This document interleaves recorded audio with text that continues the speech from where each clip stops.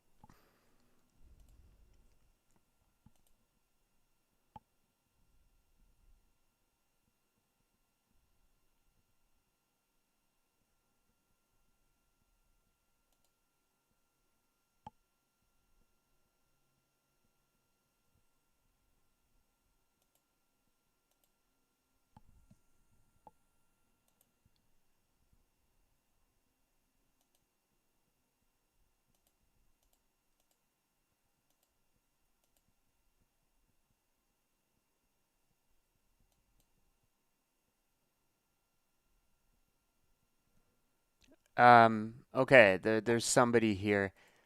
Can you verify that it's working? That would be very helpful for me.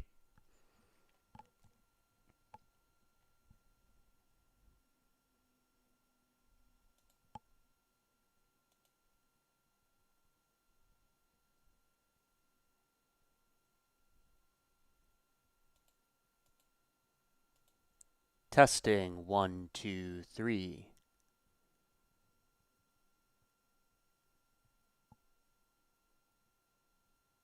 Okay, thank you, thank you, thank you. Okay, okay, I think we're good to go. So here is the goal. Nodevember. I've never, ever, never done all 30 days. There's been times where I was close. I did 15 days or maybe it was 10. And on top of that, I made a tutorial for each one. Okay? So that counts for something. It's one thing to make a project. That's easy. Making a tutorial and editing it live per day, much harder, much harder. Um, okay. So what is the prompt for today? The prompt, and I'm going to try to not be generic, okay? So here is the Nodevember prompts. And the first one is pumpkin, just in time for Halloween. And the reason I'm doing this a day early is because if I fall back a day, because, it's hard to do it every single day, I can recover. That's the point. And it's Halloween, so it's fine. So instead of making an actual pumpkin, what I'm going to do differently is I was thinking about a pumpkin carriage. Okay, so it starts off with making a pumpkin, it does, but then I want to put that thing on wheels, and then I want that thing to be able to navigate a terrain. Okay, that's the idea. Um, okay, let's get started. So the first part is making a pumpkin. So let's do that. Hmm. Did I get rid of my... Oh, no, there it is. Okay, so there's my geometry nodes. I'm going to do what I rarely do, which is use reference. So we're going to start off with a pumpkin, and then we're going to use SDF modeling because I'm using version 5.0, so it has that, grids, to turn it into a carriage. So I'm going to call this Nodevember, day one pumpkin. And I just want to make sure, how do you even do something like that procedurally? I don't understand you node wizards. I didn't say I could do it. I just said that's the plan. Very different concepts. Okay. So I think one of the interesting things, I don't know if I made a tutorial about it, but back in the day, I did actually teach how to make a pumpkin. That is something I did. Either I did or I didn't. I'm not sure. But when I met my now wife, one of the very first things I did to woo her is at the time I made a procedural pumpkin. I think it was pretty good even. And I made a system that lets me cut anything I want into it. So it could be a face, it could be a design, or for me, it's going to be a piece of text. So I took her name, I cut it into the pumpkin, and I sent that as a cute little text. Okay. So this is near and dear to my heart. Okay. Okay. Has the suspense built? I think the suspense is built. Okay. Let's go for it. So to make a pumpkin, I think the most obvious way, at least for this kind of pumpkin and squash and everything, is there are like ridges. Okay. So there's almost like a circular array of arcs. If I can make that, then I can make the pumpkin by voluminizing it. Okay. So let's do that. So first thing to do is we need to have a arc, and I have a add-on that you might have seen that makes it very easy for me to show what I'm doing, and I made it exclusively for that. So let's say I add a bunch of nodes here, for example. It will automatically show what I'm doing. So hopefully that will be of great use. So we're going to start off with an arc. That arc should probably be only 180 degrees. So it goes from the base to the top, and it should be positioned maybe like at the origin so I can instance it easily, right? Yeah. So let's bump up the resolution. I'm going to transform it by, I believe, only 1 unit on the X. And I know that because that is the radius. That is something I should probably turn into a parameter. And I've been good recently. I've been actually organizing my node networks. That's not something I always do. So I take great pride. Okay. So we have that. This could be our arc. I need to rotate it so that it's, facing upwards. So that's going to be a 90 degrees on the something something. What do we got? No, I need to do it after the first transform because it hasn't baked in yet. So on the second transform, there we go. Position it upwards. And I think all of that can be a node group.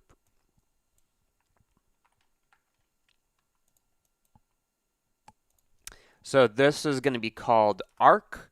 We're going to have a parameter for the radius.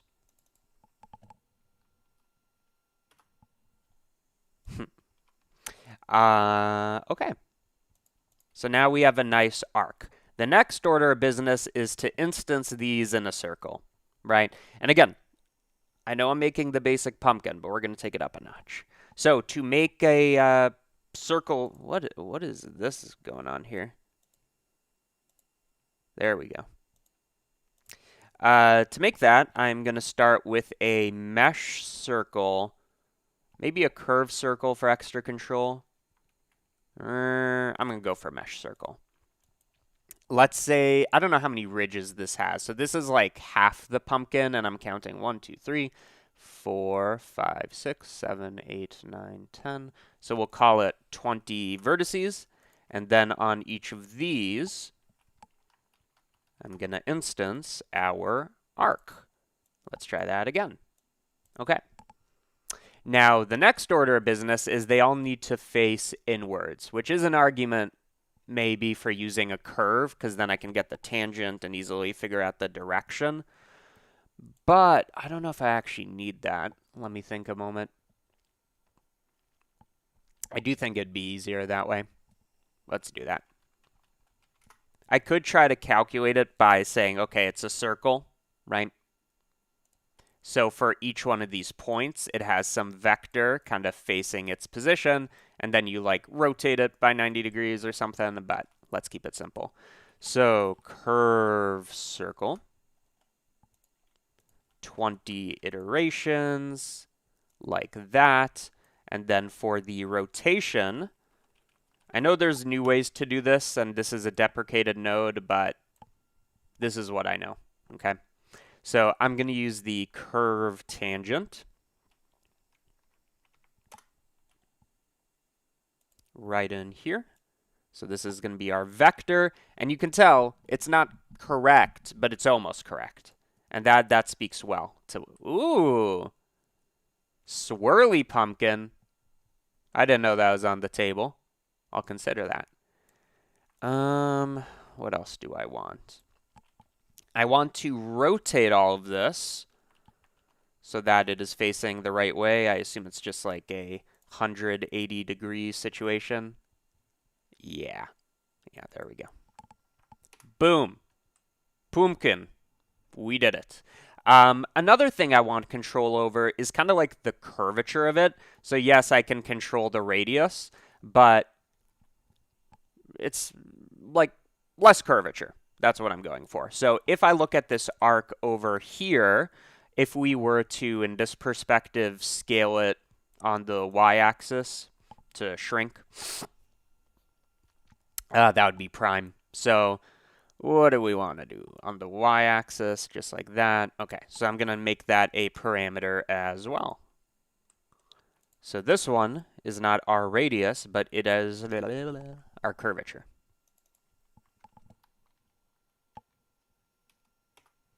And I know, people are chatting. It's important.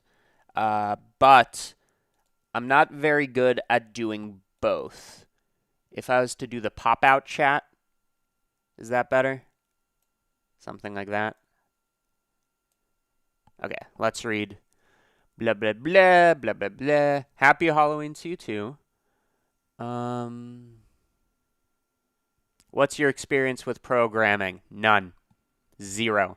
I took a Java class in college. So, that's it. You gotta... Oh, no. It needs to be a perpetual overlay. I think I'm just not going to go with the chat unless there's a way to do that. Does anybody know how to pin a window to be always on the top? Because then I could actually do this. I'll wait for the comments to come in. How do I pin a window to stay on top? Because this would be nicer to do.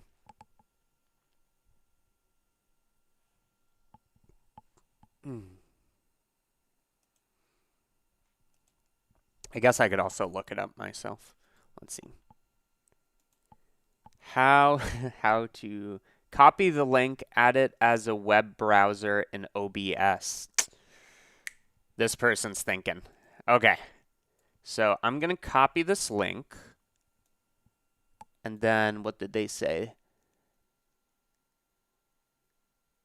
They said copy the link and add it as a web browser in OBS. Okay, I'm going to try that. Window capture. So I know I can make it on the screen for you guys, and that's great. But if I'm the one to read it, then that's not too useful. I don't see web browser. Oh, wait, I do. Okay. Let's try that. Yeah, buddy. But wait a second. This is just for you guys. Well, what the fuck? Like, I need to be the one to see it on top. Am I crazy?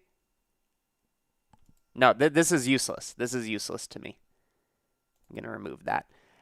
There's a program called Desk Pins, which is a quick download. Copy the link, add it as a web browser. If you have a second monitor. I do have a second monitor, but what am I going to look back and forth? Like some kind of peasant? Okay. I'm going to go for Desk Pins, whatever that is. Let's see.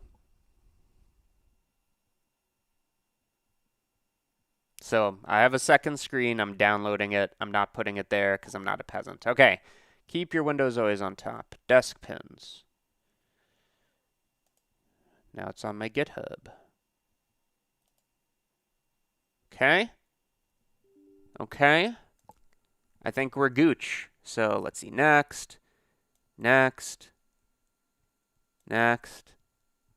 Done. Now I just need to figure out how to use this thing. So let's see. Is this Desk Pins? No. I don't know what I'm doing.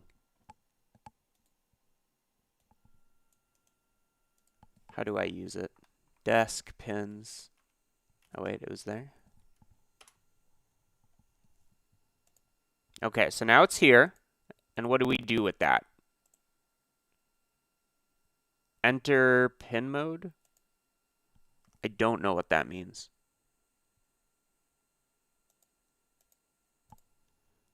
No. If anybody could give me a quick tutorial on how it works. Desk pin just requires you click the icon in your tray and then the window you want to pin. Okay, let's try that again. So I'm going to click it. See, this is the problem. I need to have both of them there so I even can click it. What is... Oh, because this is pinned now. Okay, remove all pins. Let's try that again. Thank you for whoever recommended this program. That's actually useful outside of this use case. Okay, so now I go here, I go here, I go here, and now it did nothing. What the fuck?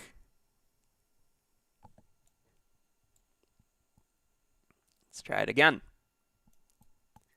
I'm going to click it. I'm going to enter pin mode, and I'm going to click this. Okay? What am I doing wrong? Somebody. Enter pin mode, then click the window. Enter pin mode. Boop. Okay. It doesn't work.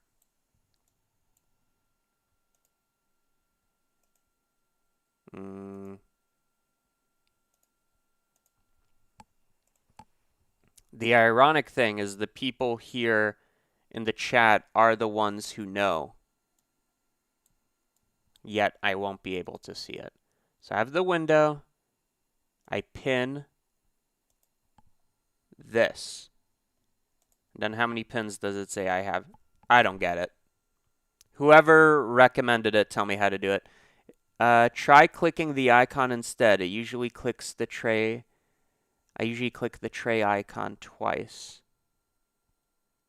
Okay. Did that do anything?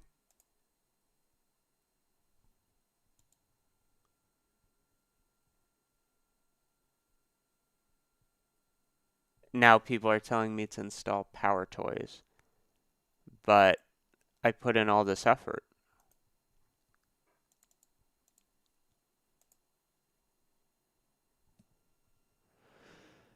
Okay. I'll get this other piece of software. Let's get something called Power Toys.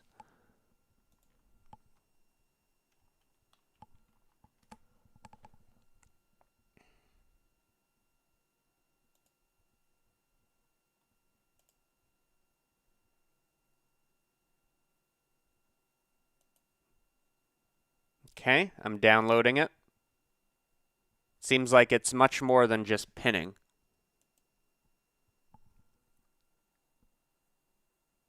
Okay. What do we got?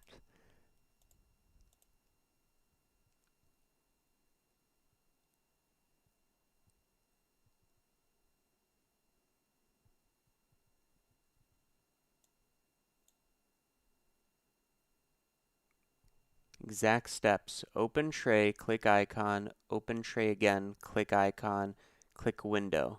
Your cursor will turn into a pin. Well, before, oh wait, always on top improves your multitasking. How to use Windows Control T to pin or unpin the selected window so it's always on top. Do I need to keep this open or will it be there? It's this one. Yeah, it's that one. I close it and it's still there. Okay. So Windows Control T. That is just letting me screenshot. But did it work? Windows Control T. What's happening? Windows Control T. It doesn't seem to matter. Okay.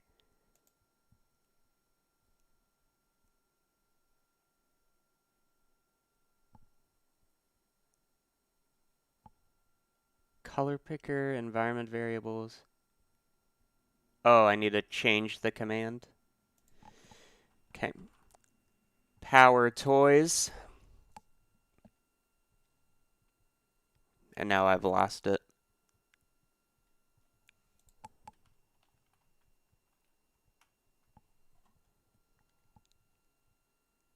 Always on top. It's enabled. Activation shortcut. Edit. Okay. What's like something that is useless? Like Control Shift down arrow?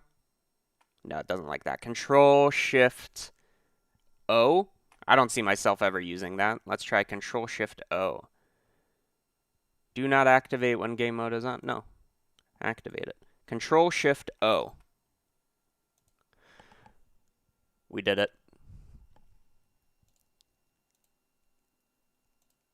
Okay. Now we are in business. So let me close down all this other shit and get to work. Okay. Let's make it happen. So where were we? I wanted a curvature thing, which I now have. So let's see. This is our curvature that then gets instanced. Incredible. Incredibile. And if I want, I could even take the arc and have it go like closer to the base, I guess. Yeah. So I kind of want it to go like this. So it starts kind of inwards. I want to sweep it so it kind of goes like that. And that is kind of like what a pumpkin looks like, right? Well, now this is overlaying the thing. Okay. Yeah, geometry nodes is easier than pinning. Okay. We're in business. So the next thing to do is, we can edit this later, but the idea is we have these curves. And really what I want to do is I want to turn them into, let me just get rid of all this now that I don't think I need it. More room for the geonodes. The name of the game is turning this into a mesh, but in a way that's useful to us. So there are the new SDF nodes. I don't think there's like curve to SDF, although, that's fine. So what I'll do is I'll do a curve to mesh to just give this thickness. By the way, I know there's like new nodes, which is fine. Like this is an asset. What I don't like is you go into this. What the fuck? Like this is supposed to be a Blender asset, like ship with it kind of thing. This is not the way. It's supposed to be like an example, I feel like. Okay, curve to mesh. What is the profile curve? It is a curve circle. And I imagine everybody who's using the pumpkin prompt to, make a pumpkin and then maybe with some spin on it is probably doing something quite similar. But this feels like the obvious way to go. Okay. So I think all of this can now also be a node group. Although I do want my curved circle in there. That can also be a node group. This one I am going to call curve to mesh. Or maybe like curve to ridges, so it's actually unique. And then in here, some things I want to control is the number of ridges. The radius, no, because the arcs do that. This is fine, this is fine. Maybe the thickness would be nice.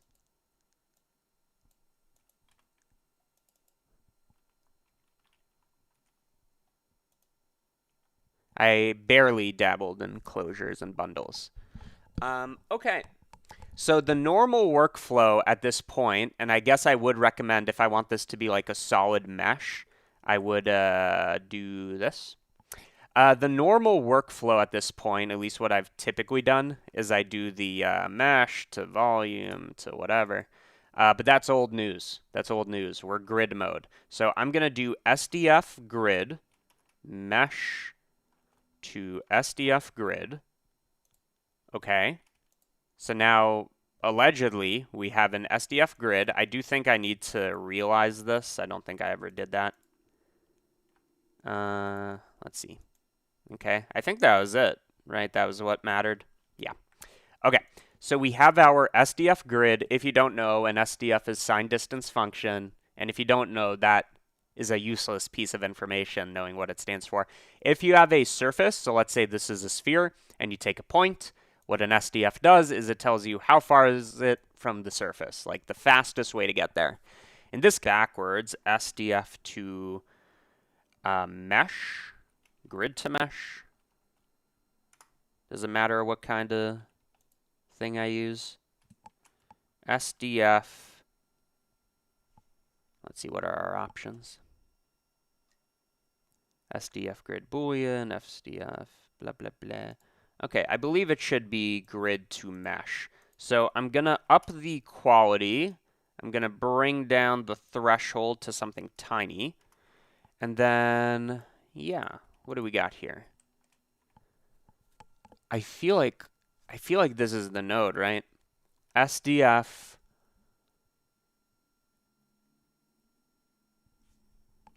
to mesh. Grid to mesh, volume to mesh. No, it should be that. Should be that. Ah, the viewer. Okay, so now we have the voxel resolution, which you can think of as the quality. Now, one thing I found, and maybe I don't understand this, but I think I do. One thing I found is this like SDF back and forth thing is faster as a remeshing. It's faster than going mesh to volume, which I think is density grid. I don't know. I found it to be faster. And if this is new to you, if you go to the SDF grid and you go to the spreadsheet and you view it, how do I viewer path, viewer data? Yeah, so in here you can see that it actually has a certain size. So in this case, it is a 3 megabyte entity, which is pretty good for the level of quality that I'm seeing here. Is it control to switch? Damn right it is. Okay, I'll leave this here. Okay, so this to that. We have the voxel resolution, which is going to be our quality. We have our threshold, which is going to be like how it tries to put it together. And I think that's it. Okay, so the next thing we need to do is we need this to connect over here, which of course is just modifying our thing. I believe I need to change the start angle so that it, kind of pinches. And then kind of closes. The fact that it doesn't close, it doesn't bother me that much because I think you wouldn't see the bottom. And then the top has that, somebody said mermaid tail, that thing coming out of it. So I think it's fine. Okay. Easy.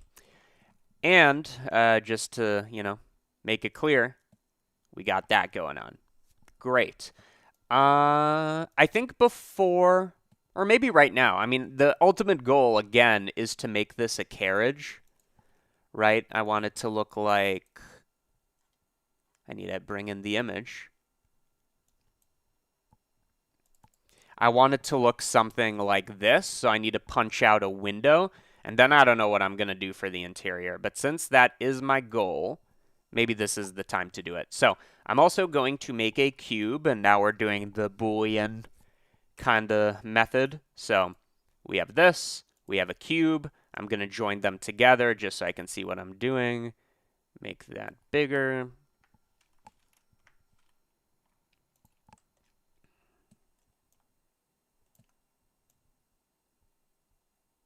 Okay.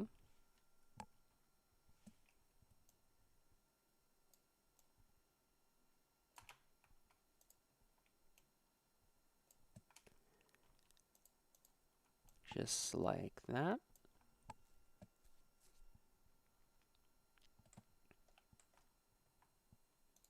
And this, too, needs to be an SDF grid. And I think to get the maximum out of this, I think they should be the same voxel size. Otherwise, I think it prioritizes one over the other. I don't know if that's true.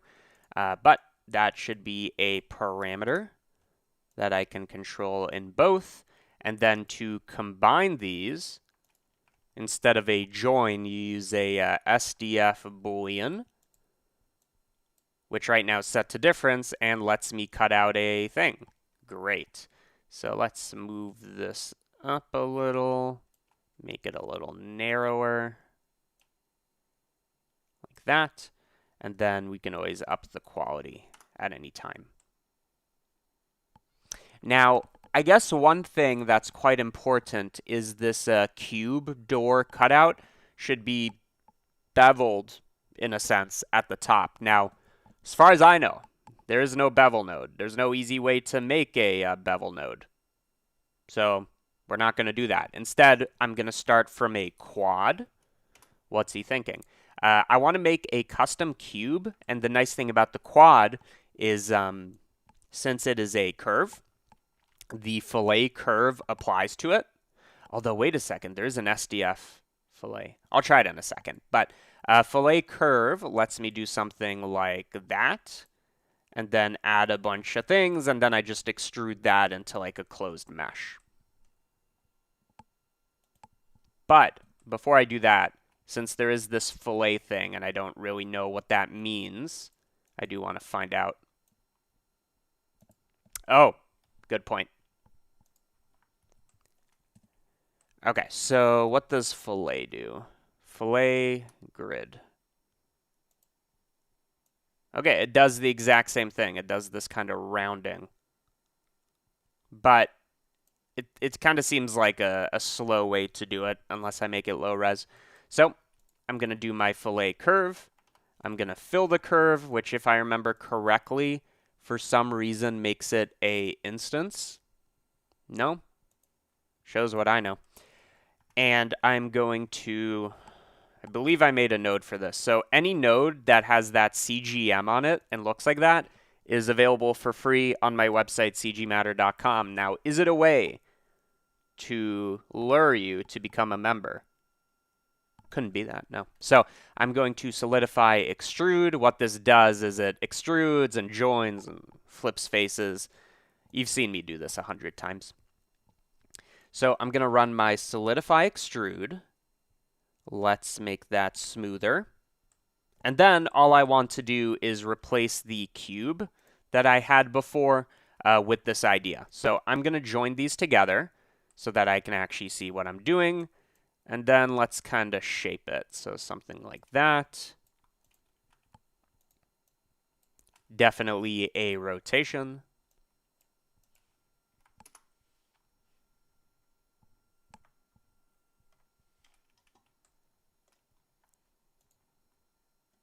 A movement.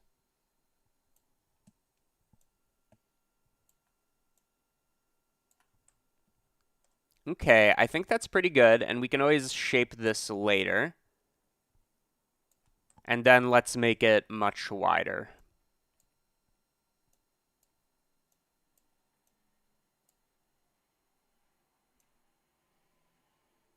Beautiful.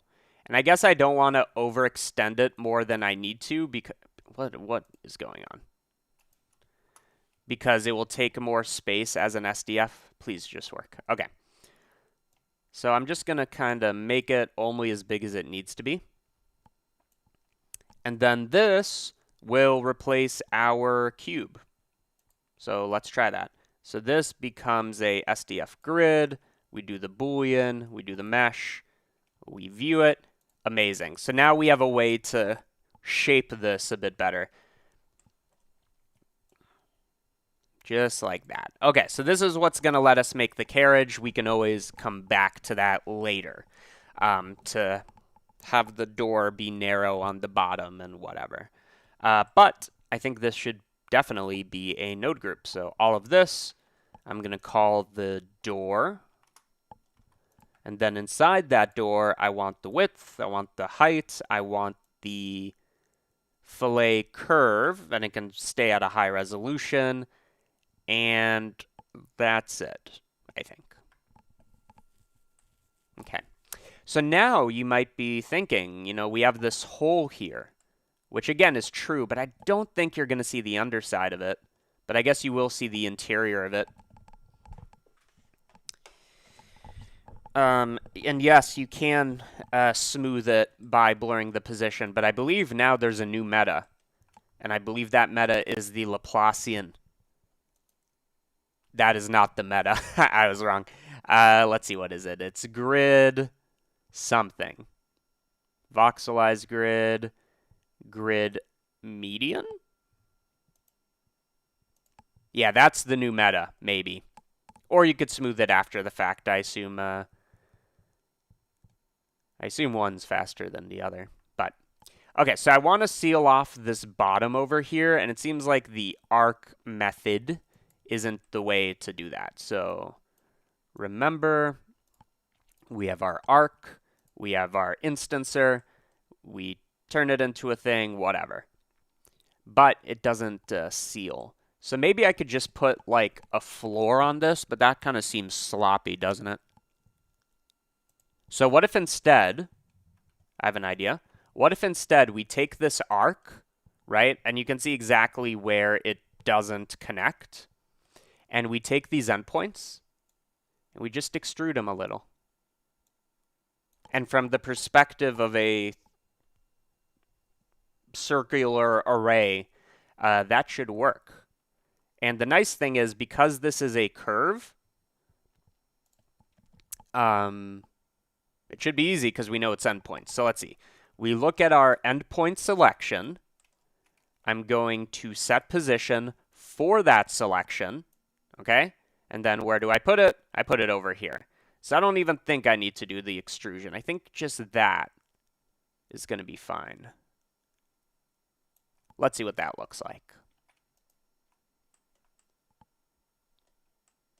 And I need to make sure to update this. So before, after, pretty good. Just need to make it more. Now, boys, I'm not putting words in my mouth. I'm not putting words in your mouth. We all see it. Okay, moving on. So the bottom sealed, the top sealed. How does it look from the interior? Beautiful. Beautiful. Okay, problem solved. Great. So I'm going to copy this, and I'm going to put it inside of our arc, because it feels like it's relevant to that.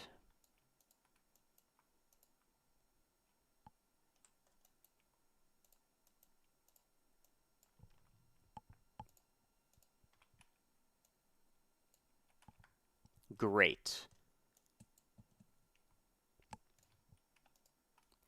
So now that we have the put it. Now, I think, see, kind of the boring thing about it is the way you make the horn, if you look at image reference, is it almost has the same ridges, you know? And that's kind of boring, so I'll think about how to do it. So I think the first thing is I want to get this shape. Now, realistically, usually it's just a little stick. But maybe I do want to stylize it since I'm going for like a fairy tale look. So what I need to do is I need to make a curve that kind of spirals on itself. Now, you might think, You might think correctly that the spiral node is the easiest way to do that, and it might be, but it kind of seems like a pain. I know a better way is to actually take the curve and curl it, So that's what I'm going to do, if I remember the trick for that. So I'm going to take a curve line, and maybe let's combine some of this to clean it up. This is going to be our SDF Boolean.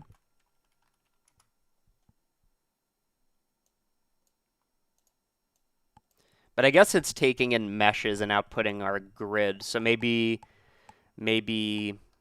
just combiner, pumpkin, door, combiner. Good enough for me. And then I should probably say what this 0.05 is, and that is the voxel. Is there a, I thought there was like a way to rename just by control clicking. I guess that, I imagine that. What am I thinking? What am I thinking? Somebody tell me. I'm thinking voxel size. Great. How many people are watching this? 45 people. Wow. That's a pretty, I mean, that's usually 2 times a normal like class size, I would say. Okay. Back to the thing. I have a curve line. That curve line needs to spiral, so I'm going to give it a lot of detail. So now it's composed of 40 points, and to make it spiral, you kind of have to do this progressive thing, right? So let's say I have a line of 4 points. 4 points. To spiral it, I first of all need to treat this as a joint that rotates. So that ends up kind of looking like that. I then treat this as a joint that rotates, and I do that progressively. So this is a job for the repeat zone.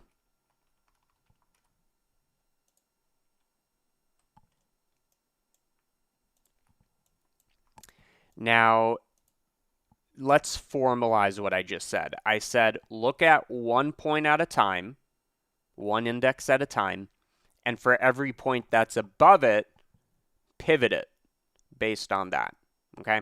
So how do I do? I take the current iteration as the index, and then I set position to move things. I should probably turn this into a node so that I don't ever have to do it again. And I position it using a vector rotate.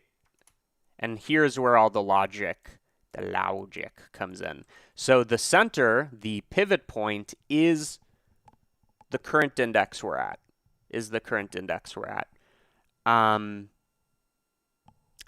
Did I do something similar for the L system?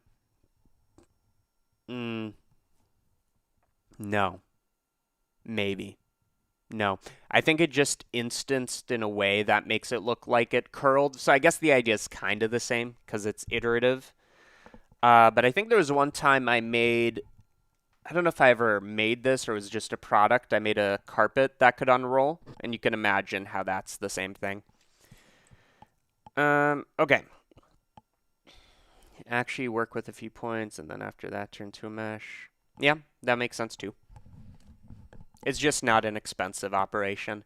So let's think. So the center is going to be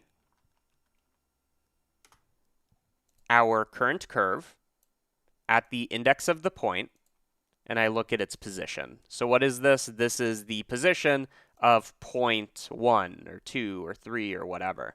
And then the number of iterations is the, well, I guess I could just do it like this. It's the count. So if I have 40 vertices, I expect this to run 40 times. So this is going to be the center.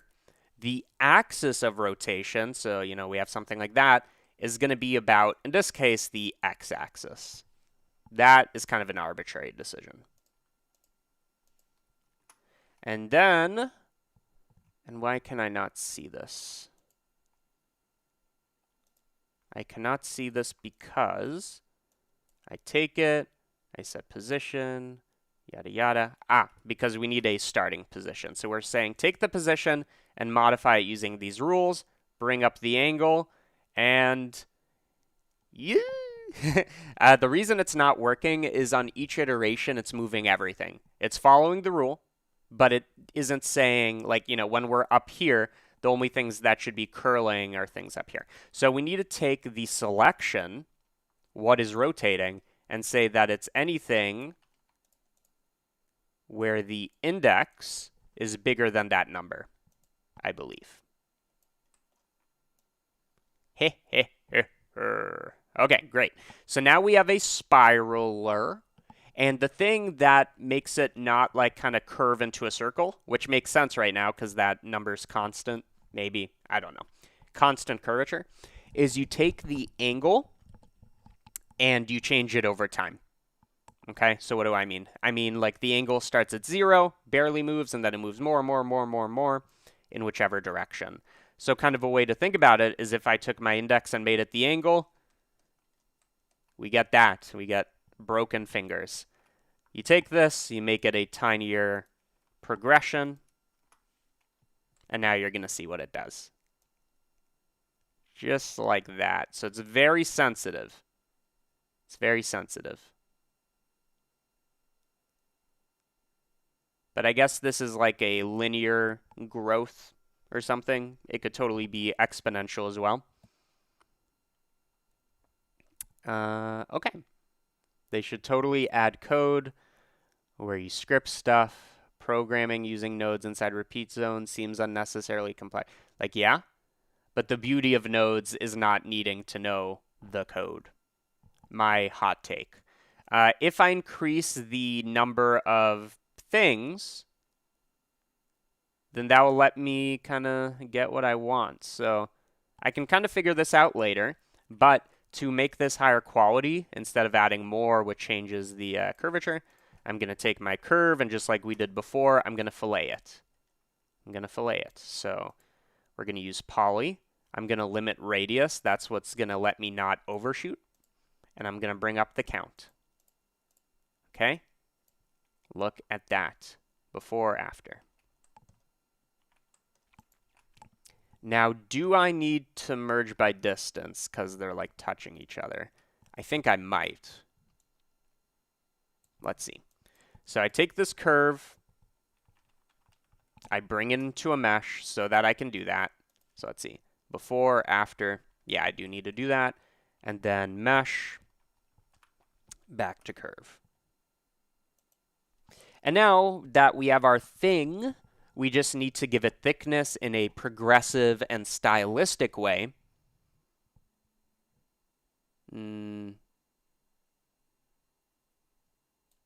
Such that it starts thick and then it thins as it goes. And maybe I don't want it to stop at a tip, but we can figure that out. So what we do is we take our curve.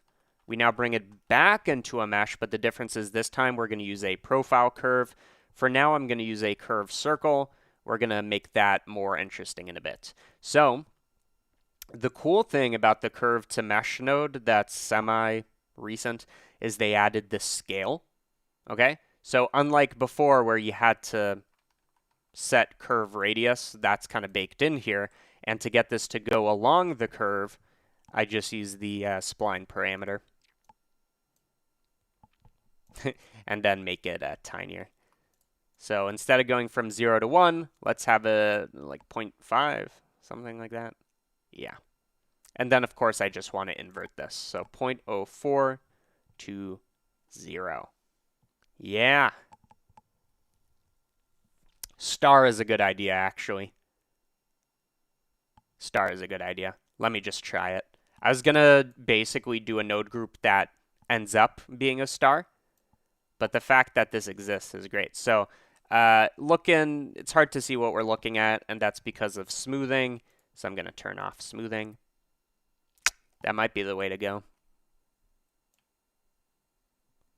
It might be. And now you might think, pretty cool, but where's the fairy tale? Fairy tale means twisting. If it twists, it's fairy tale. Yeah, curve tilt. I thought about it before you. I win. So the way you do that is I'm going to set curve tilt. This is what's going to let it spin. And just like before, we do that over time.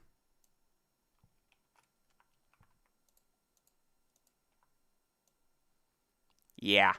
Fantasy magic. Okay, let's get rid of the sharp points. Just like with everything else, we take the star and we fillet, which is kind of like the smoothing, I like to think of it, of the curve world. Okay, so this goes here. That's pretty good. I don't even know if I need to do any SDF magic. I mean, to combine them, I will, but that, you know, money. Okay, let's clean this up. We've done much damage. So all of this, I'm going to compress into a group. So we have our curve line that I resample, I add points. That should probably be a parameter. And then I multiply. By the way, new nodes compress to a square. Okay, here's a better visualization. So much better. It just looks better, in my opinion. Okay, so position, vector rotate. So I can just kind of like close these up and still kind of tell what they are, which of course was possible before, but now I feel like it's even easier. Like, this is very readable. Legible.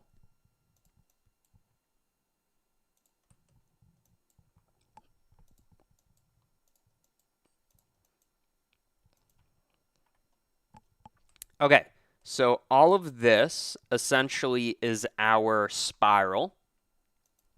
So that's what I'll call it. And I know I've mentioned this by the way, a new CG Matter tutorial is out right now. If you want to, you can go watch it, or you can stay on this live stream. Let me open it up, because I'm proud of this one.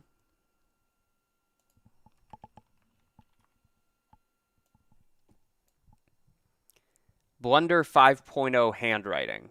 I'm going to turn on my desktop audio for just a second. How cool would it be to get a text file and then run some kind of processing that outputs your handwriting? And I know what you're thinking, CG Matter. Did you just describe a handwriting font? Listen, I know these exist, but this is different because not only is it your own handwriting, but it's going to randomize each letter. So not every letter A is going to be the same as the next. Every letter K or whatever is going to be. Okay, so I basically set out to make a really realistic handwriting simulator. That's different than making a font for the reasons I just said. And you have a lot more control. Okay, so we have our spiral. That spiral has, by the way, if anybody, no, forget what I was about to say. So for the input, that's going to be our resolution. Really, it's going to be our number of points. It's not exactly resolution for the reason of, let's make that 40, for the reason that it actually progressively spirals. But that's kind of cool. Like, if this carriage is going on like a terrain, I can have the bumpiness kind of affect it like this. Kind of like a thing that doesn't make sense, but I think it looks cool. Okay. So this is going to be our spiral. And then we have fillet curve, we have this, we have this, we have this. This should probably also be in here. Okay, let me expand that out. I'm going to add all this, all this, all this. Basically all of it. That is going to be our spiral. You render with CUDA, right? Yeah. Well, kind of. No, I render with optics. So right now I'm trying to get into this menu. 5.0, I haven't really set my settings. I actually don't render anything because I make it with geonodes. And then I'm like, it's good in the viewport. I use optics. I don't know what the difference is. Optics, cores, or whatever. But it's there. That's funny. It's like that because we need more iterations.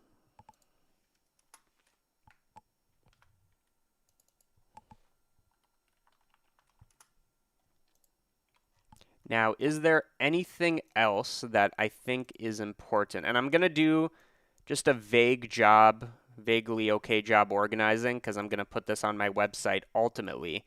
And if I do finish, then there will be 30 project files. I mean, that's the hope. I've never been able to do it, but maybe this time. What else do I want? I want control over. Do I want the fillet radius, or is it always going to be the same? It's always going to be the same. Maybe even bump that up a little. Probably the. I know that doesn't matter. Let me just compress some of these that I don't expect to ever change.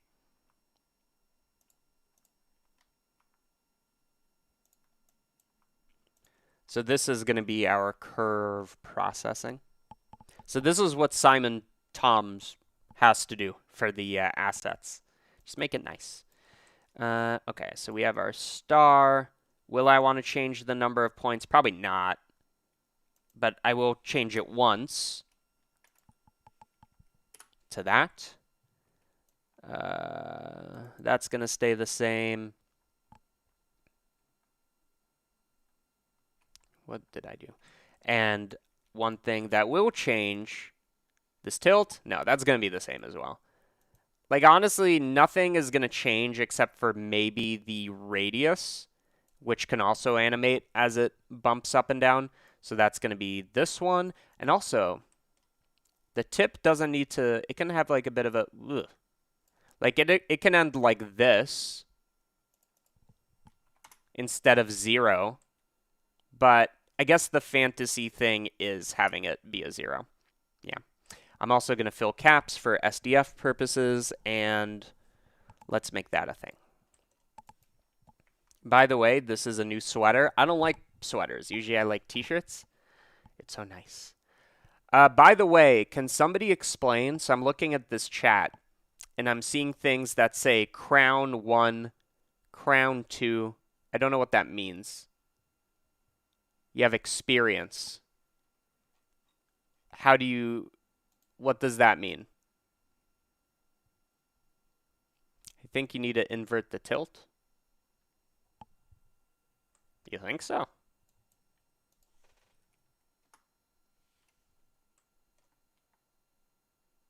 I guess it kind of depends on which way it's going. I might look into that later. But speaking of that, I do want to control the amount of tilt. I think that would be good. So tilt and radius.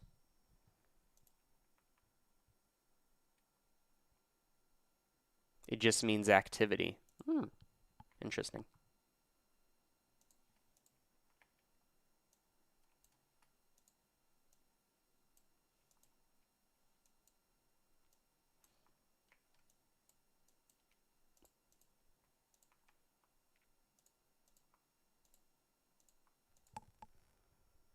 I mean, the spline parameter of the tilt.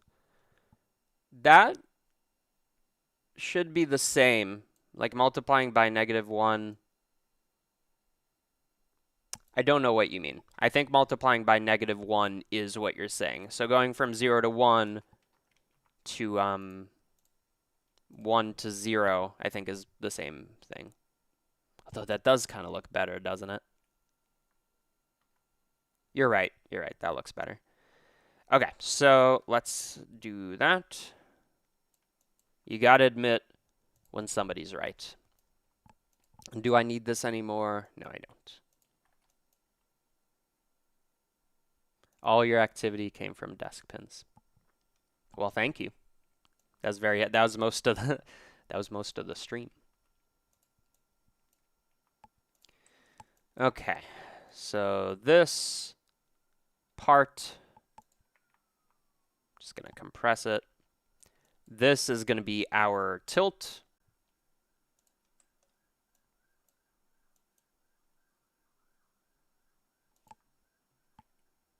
What was that?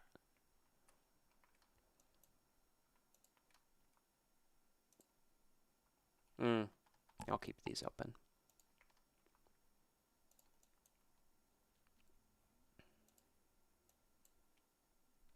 And this is going to be our radius, and I guess also shape. Great. We're organized. We're organized. So long story short, this is our spiral with everything we need to make it look interesting. And now let's get back to the plot. You might have forgotten. There's a pumpkin in play. A much bigger pumpkin. So I'm going to join these. I think I might have it be part of the SDF nonsense. But I'm going to join them. I'm going to position it so that, well, I guess one issue is if I just position it where I want, if I was to change the pumpkin, I would need to adjust it accordingly. And maybe I do want it to go up and down. So let me make that dynamic so it's not like baked in at least. I would do that by at any given time finding the top. Well, not just the top, it should be the top of this. So I'm going to kind of isolate the middle. I'm going to find the top and do all that. Okay, great. So what I want to do is I want to find the attribute statistic, the maximum what? The maximum height, where only in the middle regions. So I'm going to separate by geometry just to kind of see what's going on here. And I care about where it's radius, not accounting for z, distance from the origin. God damn, you started 1 hour ago and this is your progress. I think it's a compliment. My point is something. Okay, so position, I'm going to multiply by 110. The reason for that is I don't want to look at the z component when looking at this radius. I then take the length of it, and I check, I filter, where is it bigger than some number? Yeah, perfect. Or where it's less than. And that is exactly where I want to find the top of. So let's just make it kind of tiny like that. Great. So that is our selection, and long story short, now we know the height, the maximum height. Which generally, I mean, if I modify the pumpkin a little, it won't be that accurate, but good enough for me. Yeah, I know there's a field min-max. I was thinking about that. This just seems simpler. Okay. So what's the punchline? The punchline is I can transform geometry, not randomly, but based on this math. So I'm going to transform it with the height of the maximum. And I love it when it doesn't work. What is happening? So we have our spiral. It's sitting on the origin. And then I move it up and it does nothing. Why is that? Because there's no geometry. That's why. Okay. So now it will always be sitting where it should be, roughly. If I mean, that shouldn't affect it much, but the radius should. Yeah. And especially if I want it bouncing up and down, I think that's pretty valuable. I'm also going to scale by some number and then rotate by 90 degrees. Okay, great. And now that we know what this looks like in context, we can now start shaping this to be what we want. So I think so it should be way bigger than that. Maybe not that big. Well, if I bring down the radius. I want more control over the spiraling, I think, and maybe some noise so it's not perfect. I've never done that, like done the curvature with a bit of noise. That's an interesting concept. Yeah. Okay, let's look at that. So I take the angle, and this needs to be a parameter. What am I thinking? So I'm going to call this curve. Let's see what we can do with just the curve. Oh, it's so sensitive. I'm going to divide it by 100 before I throw it in there. Me when I finish this GeoNodes project. So now it should be less sensitive. Nice. And I want to give it a bit of noise. I think that would be cool. So I'm going to add some noise. I'm going to turn off normalize so that, well, I'll make it one-dimensional. I'm going to turn off normalize so that it can go negative or positive, not 0 to 1. And then I add it. I think that should have worked. Maybe I don't want it based on position, but I want it based on its like progress along the curve. Something like that. Does that make any sense? Well, let's find out. So I'm gonna make this contribution much bigger and see if it does anything. It does nothing, which means I got it wrong. And how's that? So I did this, I multiplied it, and then the angle, do I multiply? Let's try that.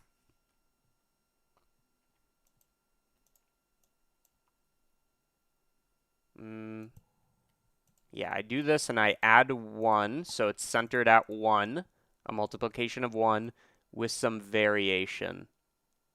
I am missing something fundamental here. I think it should be add, but why is this noise texture not texturing? Why could that be the case? Let's think.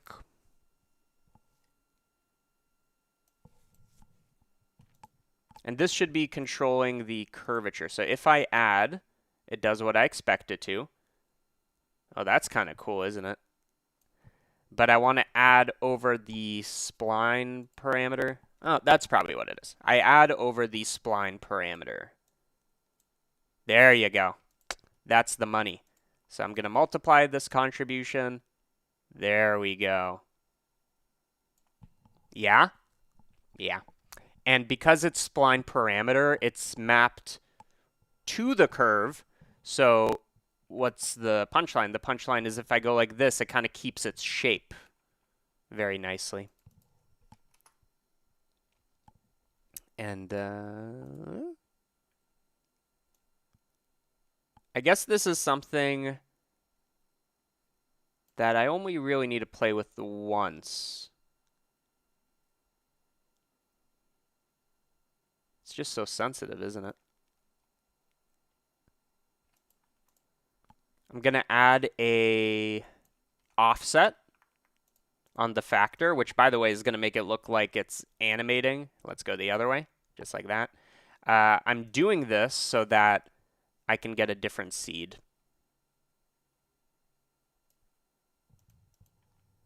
I have attended BlendCon, the American one.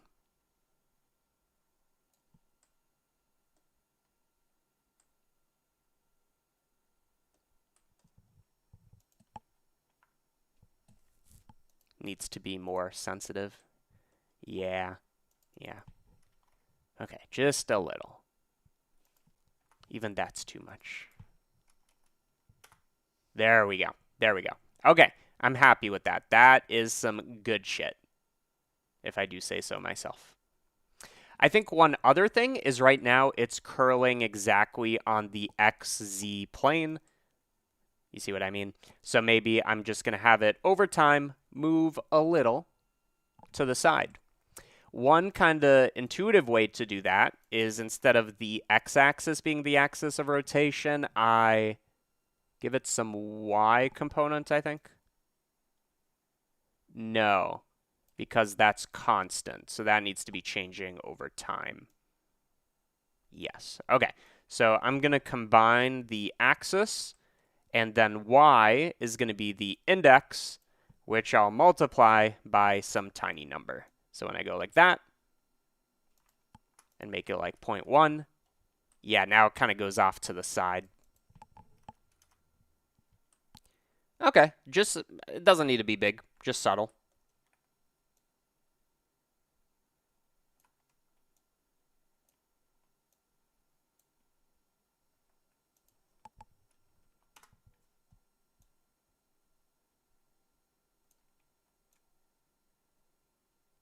Yeah. Okay. Okay. So now there's a question of, do I want to merge these in a nice way using the SDF stuff? I could. But then I'd have to run it through SDF again, which is fine. In fact, I don't need to. I could just get the statistic of a grid, but I don't want to do that. So let's try SDF mesh to SDF, and then grid back to mesh. And this should be the same voxel size. So in this case, it is 0.05. So let's see. We'll lose a tiny bit of quality, right? Uh, before, what am I thinking? Grid to mesh. Okay. What am I? Okay, wait. Let's take a step. Let's breathe. Grid to mesh. Grid to mesh. Okay. So, tiny bit of quality loss. What if I bring down the threshold? I don't know. It's worth it in the sense that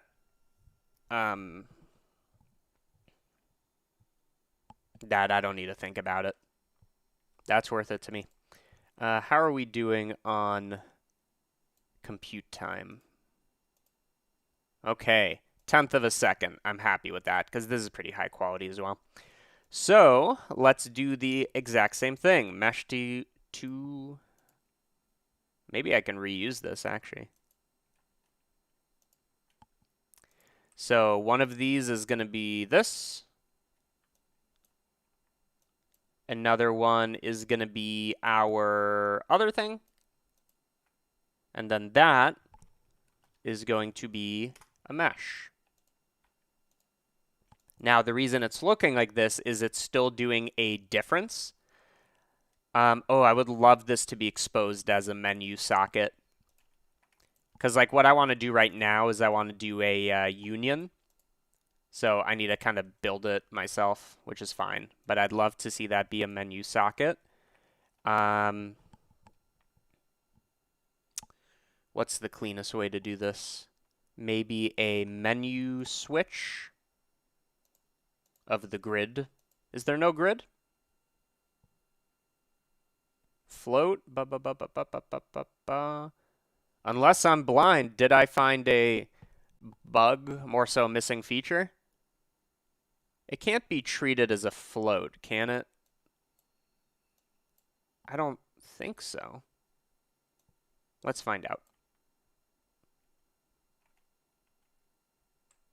No. Somebody's saying matrix is the same as grid. No. No, it's just not here. What about like a normal switch? No, it's just not there. Okay. So let's call this SDF union. I'm going to make that separate from SDF difference. An SDF union better be a union. Okay. Pretty good. So that was a voxel 0.03. What does it not like about that?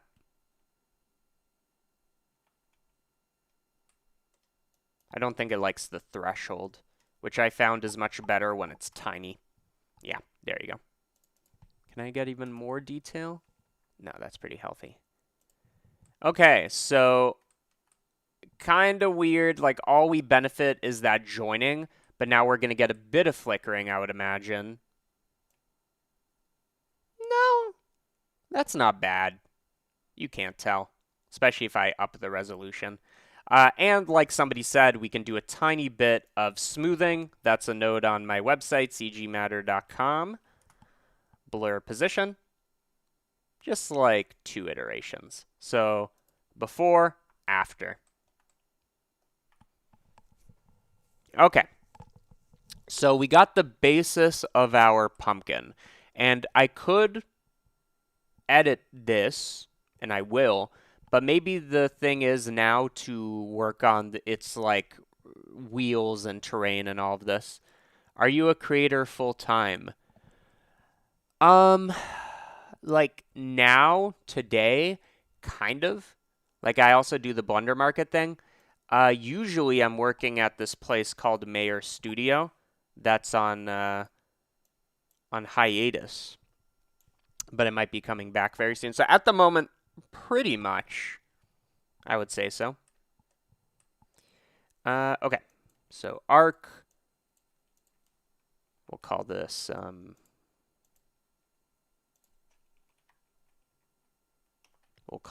arc to ridges, SDF difference. Okay. All of this basically computes the transform of the spiral. So I'll turn that into one thing. Oh yeah. Spiral top, or maybe just position spiral.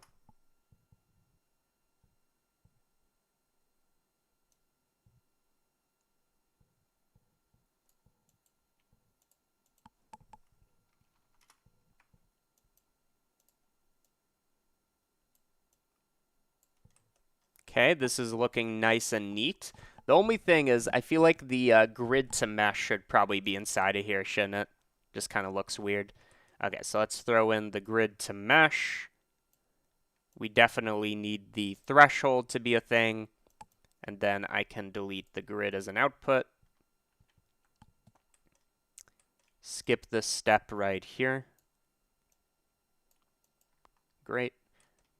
And then I'm going to do the same thing over here.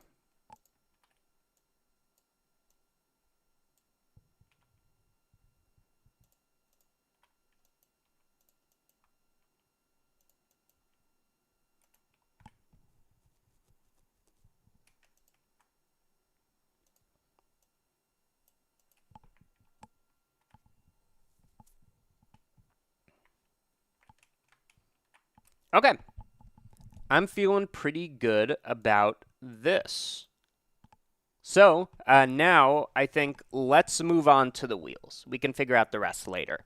Now, we could get really complicated, but if I look at the reference over here, let's move this down so I could get comfy.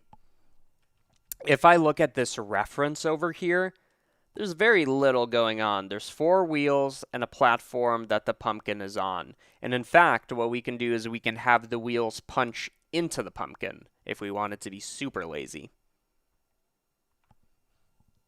And do I want to be lazy? Maybe not.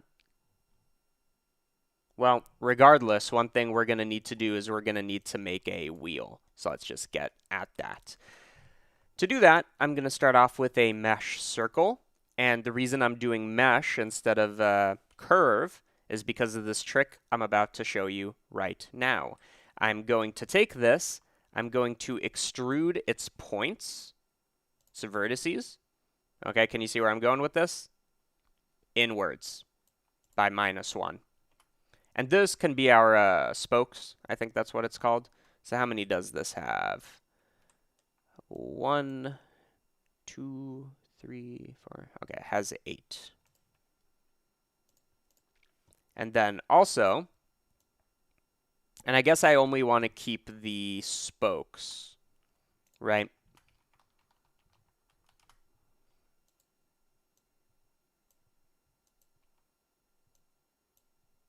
Okay. And then I throw in another mesh circle. This one's going to be of higher quality. And that is our wheel. In the SDF union, you can grid to mesh threshold to the voxel size socket. Thank you. What did you say? Ah, thank you. Bless. Okay, so now we have our wheel. I don't think I want to spend much time modeling this. So let's kind of go with the lazy approach, which is curve mesh to curve, curve to mesh. And then instead of using a curved circle as the profile curve, I want it to be kind of like a square. So I'm going to use the quad with a tinier scale. And the reason it kind of still looks like a circle, again, is that shade smooth. And now we got a wheel. Just like before, and maybe I should have made this a node group, but just like before, I'm going to use that fillet. And yeah, and then let's thicken it a little in this dimension. And maybe also in this one. Almost done is a pretty loaded statement, but thank you. Thank you. So I can get rid of this. I'm going to transform it so that it's sitting upright. And that's a wheel. I mean, what we can do is we can apply the logic to this and then later, later change the, you know what I mean, change the look.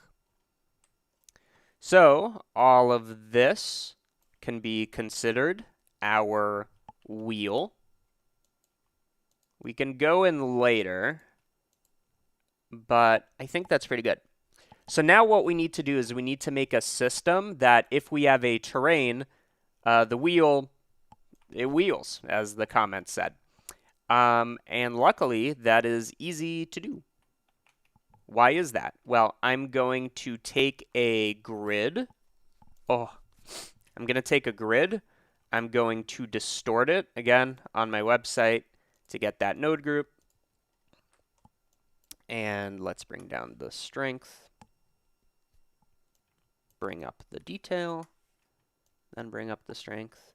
So this can be our terrain. To make it easy on us, let's not have any overhangs. And instead have the noise not, you know, be XYZ, but rather, what do I need to do to make this free? Unlinking.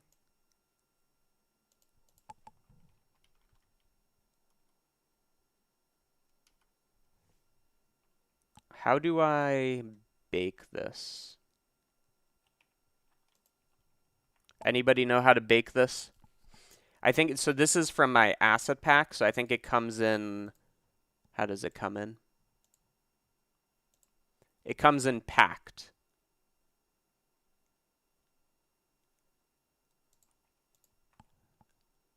It's one of these probably. Unpack resources? No packed files. Anybody know how to do this one? I need to somehow free it. Maybe it's in here.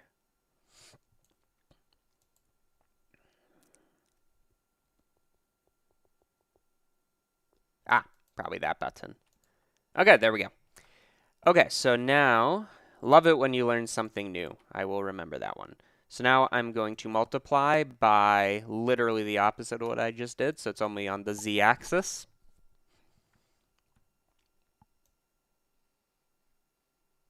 And now we can either like have this terrain be bigger, which might be a method, or we can have it kind of be a slice of life where it stays here. And then the distortion is what moves. So kind of like an inverse idea. So we have position. We move the coordinates instead of the adding geometry. And now it kind of looks like that. Now, whatever we do there doesn't really matter if we don't have a wheel on it. So I'm going to take my wheel, which is huge, but that's fine.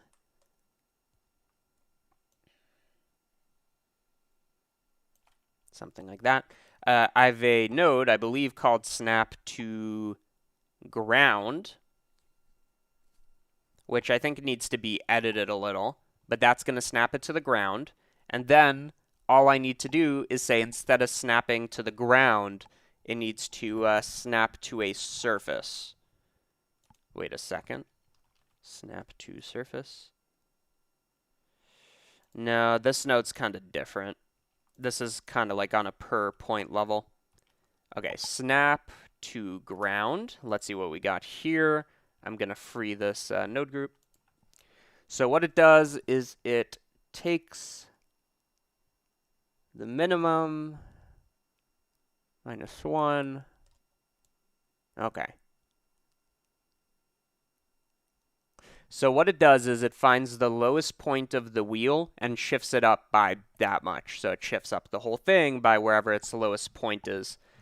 So now what we need to do is we need to change this to say its lowest point isn't that simple, but in fact it's accounting for the terrain. So how do I want to do this? Many ways to do it. Okay, I think here's what I'm going to do. I'm actually going to build this one from scratch. Allergens. So what I'm going to do is I'm going to take this. I'm going to have the point or the wheel be a point that basically samples the height beneath it, which is going to change depending on where the point or where the terrain is. So I need to take my wheel. I'm going to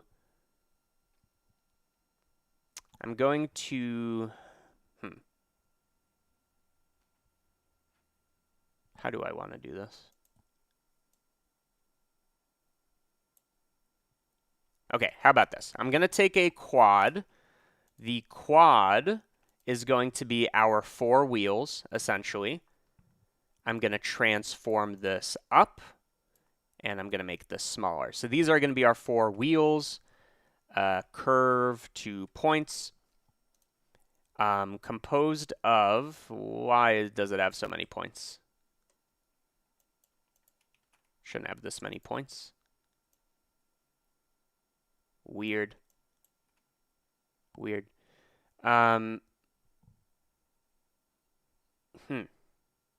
Okay, let's just do a curve or a mesh. Sorry. Or I could do a mesh circle that I move upwards, composed of 4 points. That same thing to me. I'll rotate it by 45 degrees, and I can change the shape later just by doing some scaling after the fact, just like this. So now I can scale it like that. And that needs to sample the thing beneath it, and that is a ray cast, if I've ever heard of it. So let's do a ray cast. We're casting onto our terrain, and let's make this significantly smaller. We are casting on our terrain downwards, so that ray direction -1's good. And then I want to see, not so if it's a hit, like we know it's going to be a hit, but where is the hit position? And then that will tell us the height. Won't it? Yeah. So I'm going to take the hit position. I'm going to separate X, Y, Z. All I care about is this Z component. Or, wait, no, let's go simpler. Let's go simpler. Here's what I'm going to do. I'm going to take this. I'm going to set position of the points to where they hit. Okay? So as this, so here's our wheels that are above, or what represents our wheels, our cage, above the terrain. They snap downwards, which you can visualize like this. And then as the terrain flows, so too. So too. Now, there is a bit more nuance, like depending on how this frame works, perhaps like there should be some rigidity, so it can't like be this quad that like deforms however it wants. We'll think about that in a moment. But for now, we have all of these points, and on these points, I'm going to instance our wheel. Now note, our wheel right now is centered at the origin, so what we expect when we look at this is that it's going to be, how do I say this? It's going to be centered instead of like on the floor. So this is where the snap to ground cgmatter.com node comes in. Okay, great. So let's make this much smaller. Let's see the terrain. And then let's move this terrain. Yeah, perfect. And now all there is some like spinning, but that's fine. So we have our wheels, and over here we have our, pumpkin stuff. And now we just need to position it in a way where everything kind of makes sense relative to each other. So let me include the ground here so that I know how big it should be. So something like that. And then accordingly, I'm going to bring down the scale of our distortion so it doesn't look as weird. Okay. And then we need to position the wheels, or the pumpkin, to fit the wheels. Okay, so they're kind of messy here. So here we have our wheels that are very tiny. Here we have our terrain, and here we have our pumpkin. I'm going to join all together, and then clearly I need to make these wheels bigger, or like more spread out. And the nice thing is, because of this snap ground thing, it's just going to work. So 0.5. How big are the wheels? They're quite big. 0.06. Oh, wait, that's something different. Although that does look good. 0.06. 0.65. That's pretty good. And now it's all a question of, what are the dimensions of the thing and where do I want to put the pumpkin? Well, we know the pumpkin should, in a sense, be in the center of the wheels. So if I have 4 wheels defined by 4 points, no matter how that's distorted, it should remain at the centroid. But also it should be facing, so that it's going to tilt, right? Some wheels are going to go up and down. So if the quad kind of is diagonal, it needs to look at the normal, which might be the average of 2 normals of the triangles to know which way to face. What's the point? What's the catch line? Okay, so the point is now I'm going to take our 4 points that are basically subject to this moving terrain. Okay, I should probably consolidate a little. This is messy. So this. Okay, all of that is going to be our terrain. This is good because I do want to think of them as like 3 separate objects. So this is going to be our terrain. What I want access to is the strength of the terrain, the scale of the terrain, maybe even the detail of the terrain. But what's most important is I want access to this offset over here. Okay? Because this is what's going to let me kind of move the terrain, which moves the things. Okay, great.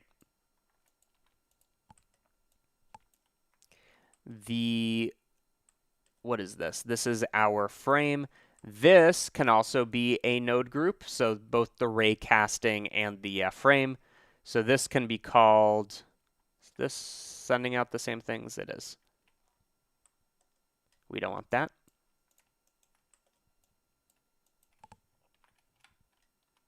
So this is going to be our frame.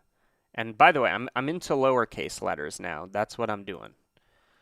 Pumpkin carriage. Okay, so this is our frame. We instance on points the wheels. Great.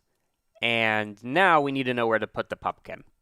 Okay, so what I said before is we need to know its centroid, center of mass, cgmatter.com for that center of mass node. I thought of everything. So this is going to give us a single vector for where that is. And then we can take the pumpkin and position it there. Okay, so it's going to be subtle, but as the terrain moves, the pumpkin's going to move up and down. Great. Let's also move these wheels closer inwards. And I should only have to edit this once. So what? So this? Yeah, so these should be closer. That's a pretty good start. I don't want to think too much about how they all connect, at least yet, if at all. That's the problem I want to solve, how to snap things to the ground and detect bumps. The center of mass, like bounding box, comparing the... Like, kind of. All I do is I take the 4 points or whatever geometry and I average it. So, literally an attribute statistic. It's that simple. Before we do that, I want to move the pumpkin so that the pumpkin starts off in a good place, and then it has that additional kind of thing going on. So let's see. Like this. Okay? Now the next thing that's going to sell it is a bit of tilting. And that tilting, like I said, is if you think of this frame, this basically quad as either a single or 2 normal vectors, that should dictate where it's pointing. So I'm going to fill in this circle with triangles. So it looks like that. Is that what I want? N-gon? I'll go with triangles. Or maybe what we can do... No, because I don't want that extra point in the middle. So maybe I do a triangulate. So it just has 2. So it's going to look at these 2 face normals and average them out, which is very, very easy to do. And that will dictate the orientation in this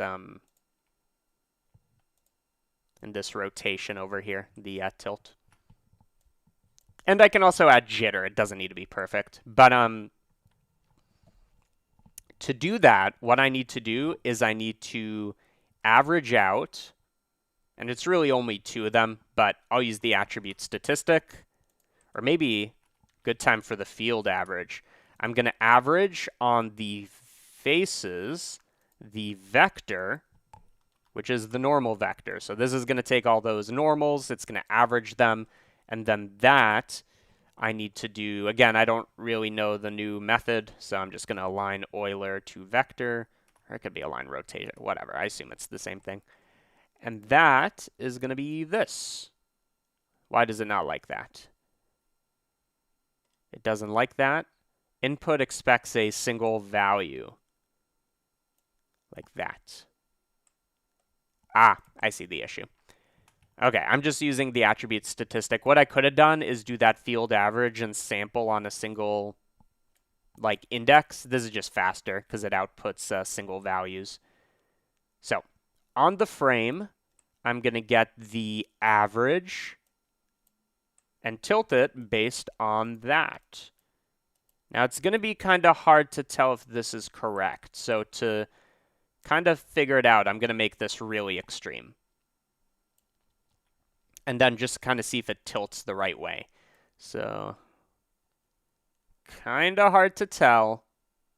It definitely feels right. And I think it is right. Yeah. And, you know, if it looks right in this extreme scenario, it will definitely look right in the other scenario. So maybe the next thing to do is now we need these wheels to rotate. And luckily for us, we don't need to guess the rotation because we know the wheel always contacts the surface. And if the wheel has some like circumference, so let's say this is the wheel and it has some circumference C on a full rotation, right? It goes all the way around. It needs to travel a distance of c. So if I know how far I move it and the circumference, I take some ratio or whatever. Okay. So let's do that. So I think the first thing is I want to be able to control this precisely, how much it moves. This is going to be based on the time, cgmatter.com. This is just a time node that I can multiply. So look at that. I think for this, let's lower the quality so that we can actually play this in real time. Is that not the limiting factor? What's the limiting factor? It's almost real time, so 70 frames. Okay, it's still this. That doesn't seem to help much, does it? Okay, well, this is fine. So it's going like that, and we need... And by the way, if you see the wheels clipping, that's exactly because it only matches the bottom point. It assumes that that is the lowest. It doesn't... It assumes micro detail, I guess. Okay. So that's only true when the plane which is moving is flat. Let me think about that.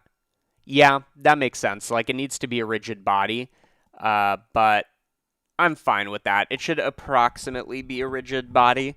So what he's saying is the plane should always have a constant normal, and you can do that by doing a simulation or a solver that iteratively flattens it, but I'm fine without it. So this will tell us how fast the terrain is moving. Another thing we need to know, this is starting to get messy again, but another thing we need to know is the circumference of the wheel. That's actually very easy to do, mostly because I guess it's a circle scaled by 0.65, right? I think that makes sense. So in this case, if I was to take the wheel and then also a cube of radius 0.65, or is that diameter? No, it needs to be twice that, so like 1.3. That's almost correct. The only difference is there's some thickness there. Okay, so to dynamically calculate the radius, circumference, all I need to do is I need to give this a bounding box, and then you just look at the height of it, which is the diameter, and multiply by 2 pi. Now, boys, you know me. Instance dimensions, cgmatter.com. We need the instance dimensions. Well, I don't know if that's actually... We need to turn this into an instance. No, I'll use the bounding box. Okay, same thing. I take the bounding box like that, and I only care about the distance on the z-axis, for example, or it could be any of them. And this x thing, let's move that over here. This x or z, but not y, is going to be the diameter. So I multiply that by 2 times pi, and we might undo this later, but this quantity is going to be the circumference, at least in this case. So now that we know the circumference and how much it's moving, all we need to do now is figure out how much to spin, okay? Now, the way we do the spinning is because we have instance on points, we can rotate those instances like well, I guess we assume they're all going the same rate, don't we? So I can transform before we snap to the ground like that. Okay, great. Okay, so let's think. We have the circumference. We know how fast it's moving. So if I was to plug in, I know it's simple, but I need to think this out. If I was to plug in the time, which you can think of as distance, into the the rotation, into the y rotation. Nope. Y rotation. That is vaguely correct, but the speed at which it's turning isn't. So, A rotation is 360 degrees, and a circumference is the distance traveled. So I think what I want to do is I want to take the time traveled, which is in degrees. I'm going to convert this to radians, maybe. Goodbye, just 3D things. Thanks for being here. I'm going to convert it to radians. I think, let's see, 2 degrees. It's really messing with my head. So one circumference is 360 degrees. Here, let's do it like this. One circumference is 360 degrees. Like these are the same. And the time can be thought of as degrees. Right? So the time can be thought of as degrees. So when we multiply this, maybe that works. I think. Let's try it. So I'm going to divide, and we'll figure out the whole radians degree situation, but I'm going to divide by 360, and I'm going to multiply by the circumference, and let's see if that even looks right. No. And is it because that in itself needs to be radians or degrees? It's hard to tell. That definitely looks more correct than if I was to just put this in here.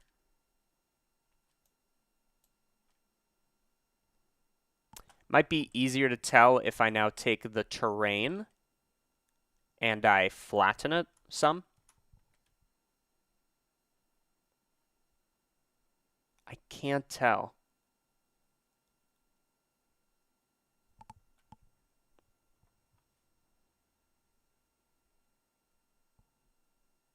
Like, I guess I could analytically or experimentally check. I think one thing that will help is I need to see it in real time. You can do that by going to the timeline, go to your playback, and turn off play every frame. So it's not going to try to do that. I think that's correct. I haven't a clue. But if it, feels correct, looks correct, it must be correct. Okay, cool. And this is all dynamic, which means I can take the wheel radius if I wanted to. And believe me, I do want to. And I can bring it up. Guess that's what I thought. But at least the system still works. Okay, so I need control over the scale, which it could be a vector. It could. But because they're all going to be the same, I'm going to make it a float. So instead of 0.65, let's make the wheels kind of like ridiculously big, like caricature sizes, and it should go slower. So let's see. If I make it 5 versus if I make it 0.1, no, I think I have it inverted. I think that means I have it inverted. So I divide by this.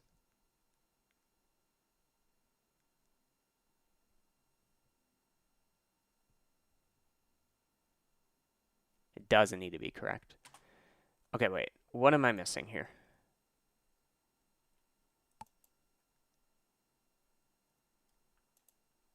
Okay, I just want to think this out so I understand it. So the time is the distance, which is the circumference. Okay, I think I got it. So I take the distance, and I don't know about this 2 degrees thing. We can figure it out later. I take this distance, I divide it by the circumference. That's going to tell me the number of rotations. And a rotation is either 360 degrees or 2 pi radians. So we got to figure out which it's using. Let's try 2 times pi. Okay. So now we're assuming radians. And we need to see if either of these matter. Not that. That's looking pretty good. Okay, and now we can check by making it bigger. And the wheels should rotate slower, but they're not. I don't know why they're not.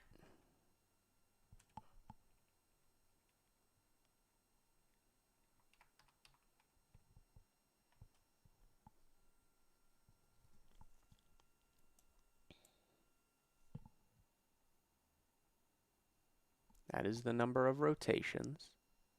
Times 2 pi. Let's get rid of that. Okay. Okay, that's feeling more correct to me. Okay, so let's see. If I make it 5, it should be really slow. Great. And if I make it 0.2... Okay, I think that is correct. It definitely looks correct. Okay, so we'll call that 0.75.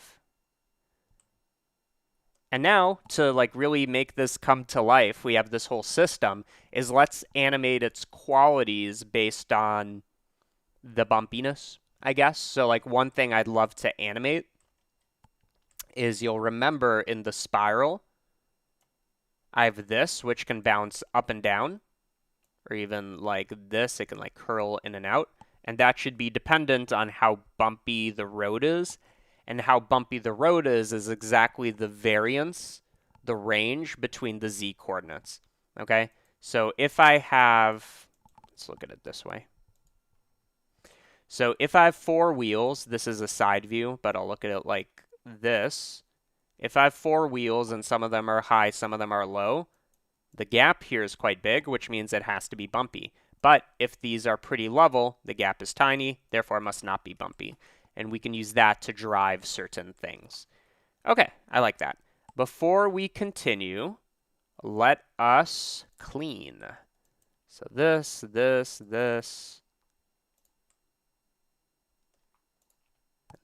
I'm going to turn into a node group. So this is going to be spinning and positioning. Is it possible to offset each rotation? I like that. I will do that. So all the wheels aren't, they're moving the same speed, but they don't start in sync. I do like that idea. So this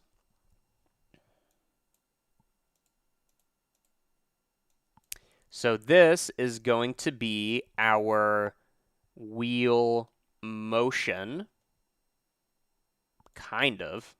Maybe that's not a good name for it. Wheel rotation, like that's good enough. It does move it up as well, but that's fine. It takes in some values. Let's just move that over there.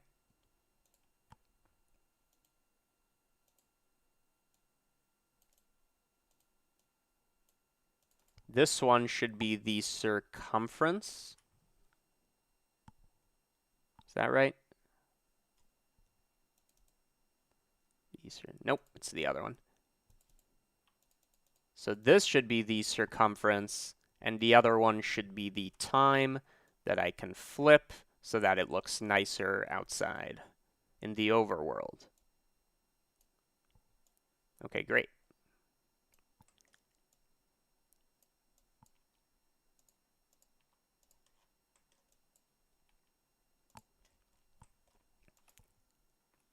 Okay, then we have our terrain that's being animated. Great. We have our frame, which we can think of as our, I mean, I guess like it's called a car frame, right? I'm not really sure. But that is what it's acting as. I can take this average normal with its rotation to be like I guess it's like the pumpkin orientation or tilt. Pumpkin orientation.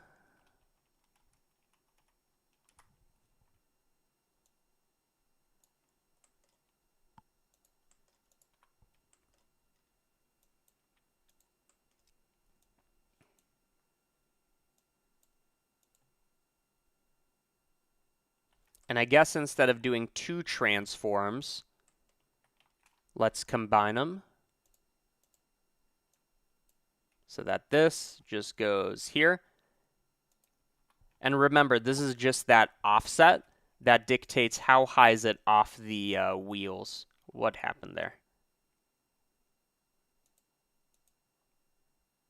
Why is that different?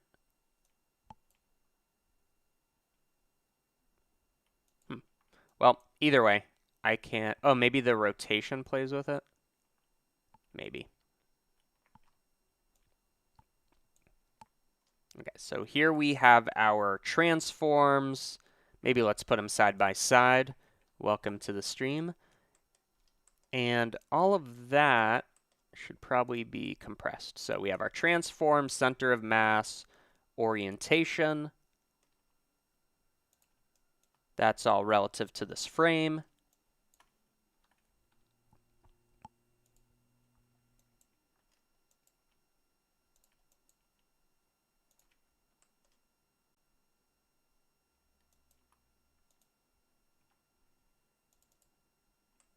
Okay, so this should be our pumpkin, and then the bottom should be our frame, and it outputs the oriented pumpkin.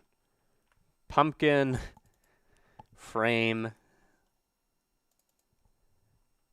positioned pumpkin.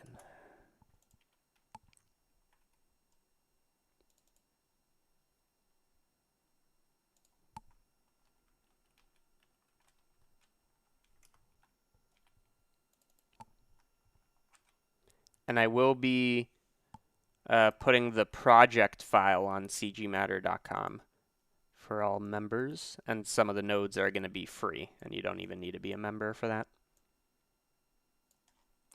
Okay, so we have our frame.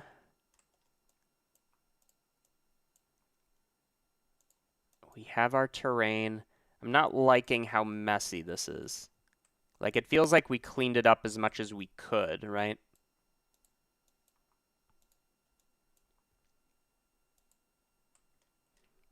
Maybe let me move this blur position inside of here. That's something we can do. And make blur iterations a parameter.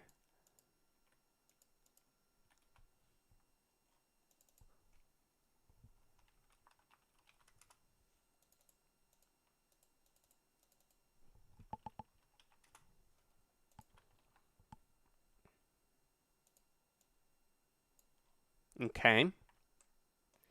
So now we have, see, the terrain I need exposed.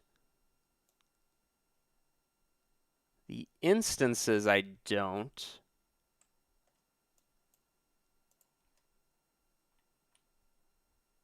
Okay, all of this can definitely be one node group. So I'm going to call this moving wheel. Or maybe like oriented wheel because it's spinning. Spinning wheel. How about that?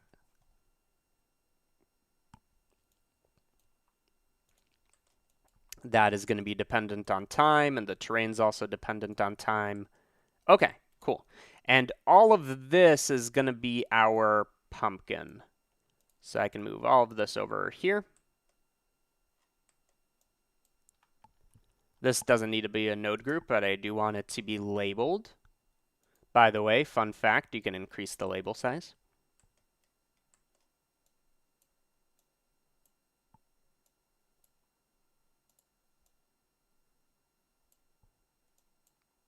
And maybe I do want to move this combine XYZ inside of here. I think that would be nice. So maybe let's combine XYZ in here. I'm going to take this vector, turn it into a float, so it's doing the same thing, just internally. And then we can call that input time.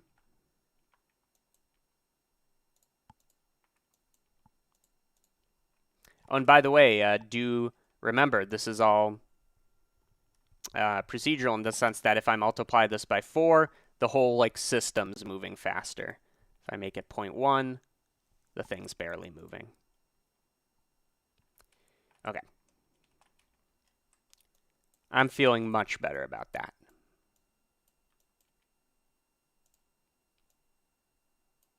Maybe even put this above.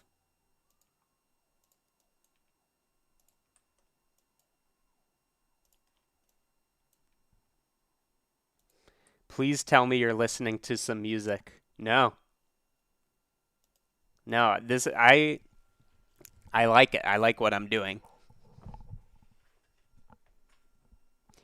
Okay, wait. I do want to take the suggestion that Subatomic Planets gave, which is the wheels, they're fine, but they should be offsetted, at least in the beginning. They go the same speed, but they're offsetted. I did like that idea. So on instance on points, I'm going to rotate. What am I going to rotate? Yeah, I guess it's the X by a random number, but it needs to. It needs to somehow be done before. Tricky, tricky, tricky, tricky. What about this? Rotate instances. The difference is, you might think this is the same. The difference is now I can rotate this based on some center. So right now it's kind of going off the floor. That center can be the instance bounds.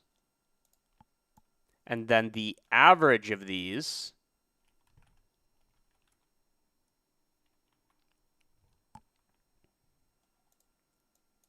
where's mix? The average of these is going to be the center point, right? The pivot point, like that. So now when I go like this, great. Kind of like a weird way to do it, like out of order, but that's fine. So I'm going to make a random value. It's very important that that random value only exists on the y-axis. And now, great, they're out of sync. Pretty much. 2 times pi covers it.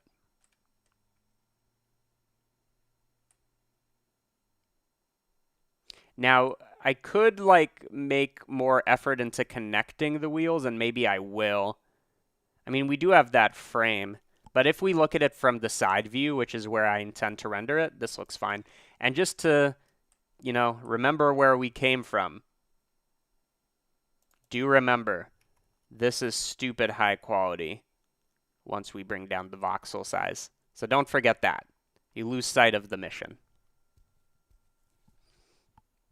Okay, so I said this a bit ago before I got sidetracked. The variance and height of the frame is exactly how bumpy the road is, okay?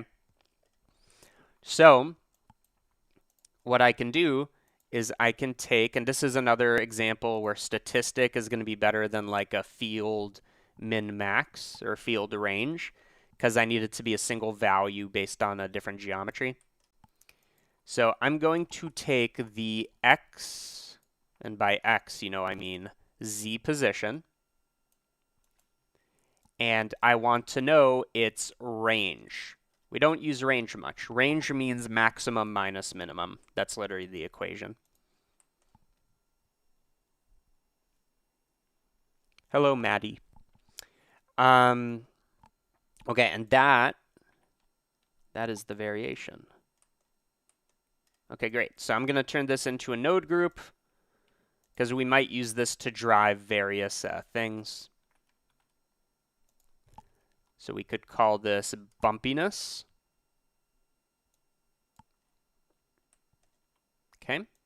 And then that should affect various things. I think the first thing I obviously want it to affect is the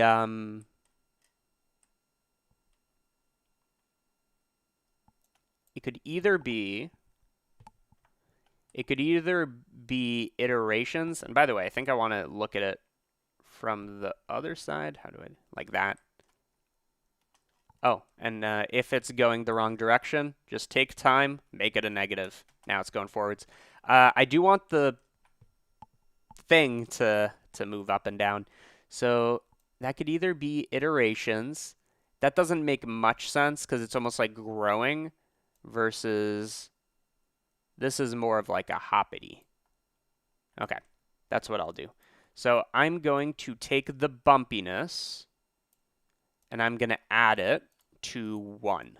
So the curve starts at 1, but it has some variation. And that variation can have a multiplier. So let's say it's like 10. Yeah, so now you can see it's curling in and out based on that. And This is always going to be a positive number because the range is a positive number. So when you multiply it, it's a positive number. I think I want to subtract so that it, yes, something like that. And the strength needs to be way smaller.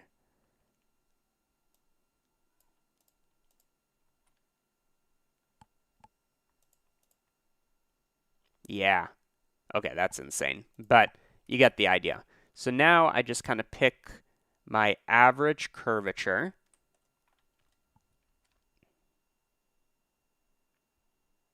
I just want it to be enough to barely be noticeable, to be like, oh, he like did that as well.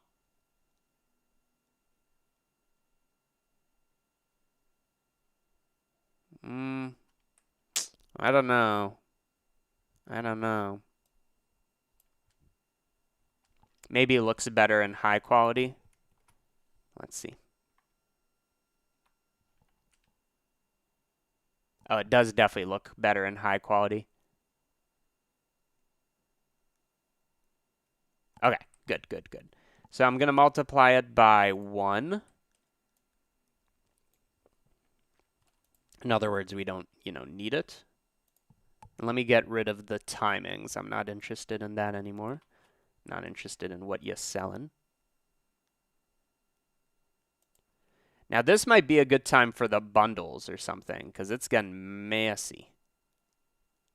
It's getting messy.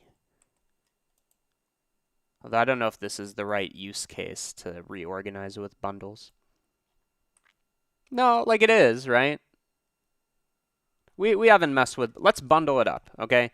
Combine, bundle. So I can take these 3 things that are very messy. Now, these can I control click? Yes, I can. Okay, I like that. So we have the frame, we have the terrain, and we have the spinning wheel. And literally the only purpose of this is to organize. So now we separate bundle. It's going to be synced up. So let's see. The frame is this one. The wheel is this one, which means the terrain is this one.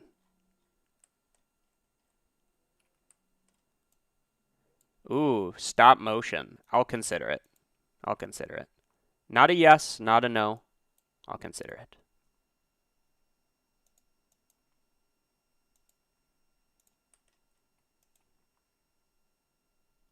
It's tedious, but who doesn't like a organized node group?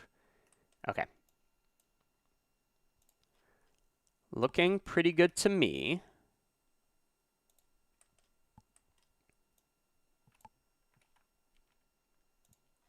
All of this can be a node group because all it does is like instance wheels. So I'm going to call it instance wheels on frame. Now, can these be control clicked? I want those to be able to be control clicked. That would be great to like rename them. But let's see. It's frame and it's a spinning wheel.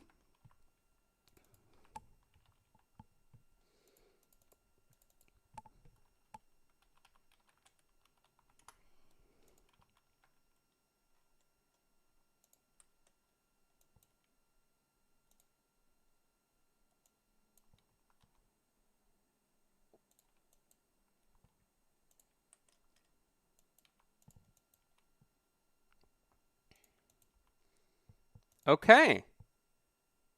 Okay, this is much better. So now we have our pumpkin. We have our instanced wheels on frame. We join them with the terrain. We're all happy, and they're all like reactive to each other. So now I don't even want to think about texturing yet.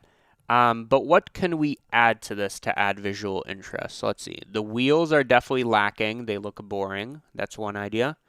The door is kind of boring.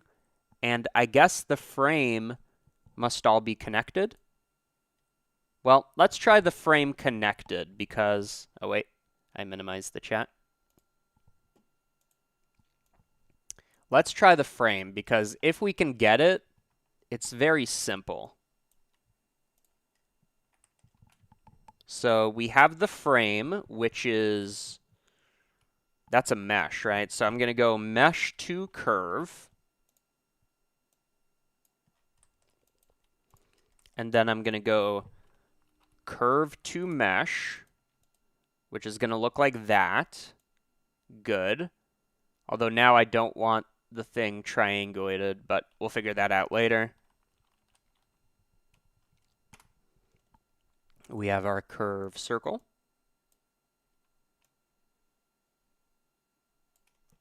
And we're going to join that in.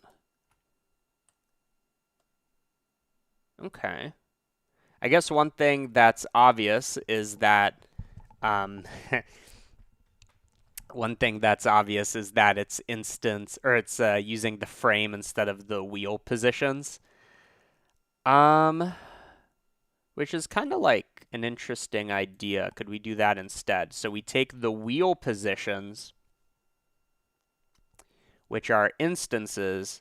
Is there like a instances 2 points? There is. So these are the 4 dots of the height of the wheels. Does that make any sense? Let's look at it side view. No, that doesn't make any sense. Okay, so let's think. What I want to do is I want to turn each of these wheels to a single point. I mean, the math isn't that hard, right? We just took the frame and we like shoved it upwards by some amount.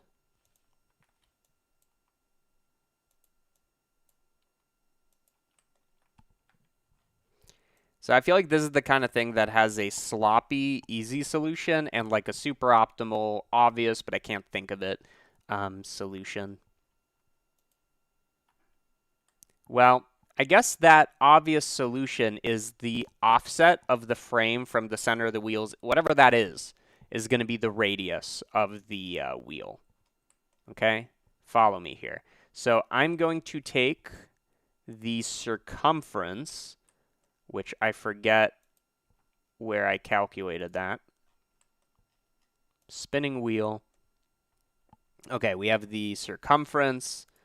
I'm going to divide that back by 2 pi to get the radius. And this is also something we can easily just throw into our bundle for organization. So that goes in here. You have to click this resync so that it shows up. Nope, that was incorrect. You have to resync here so that it shows up. Okay. So we have this mesh to curve. Then I want to transform it by this radius being the height.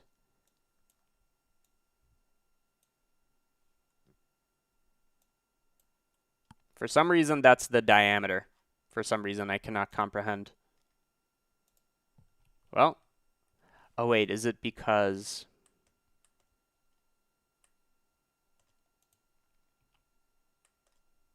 Is it because of some kind of scaling or something? Or is it literally as simple as divide by 2 again? Which I feel like doesn't make sense, but whatever. Okay, we'll go with the doesn't make sense. Fine with me. Okay, so now we have our frame. And like I said, we have this issue where it's triangulated, although I don't think you could see it, honestly. Right? It has this triangle frame. I'm going to go for the quad technique again, so the profile curve's more interesting.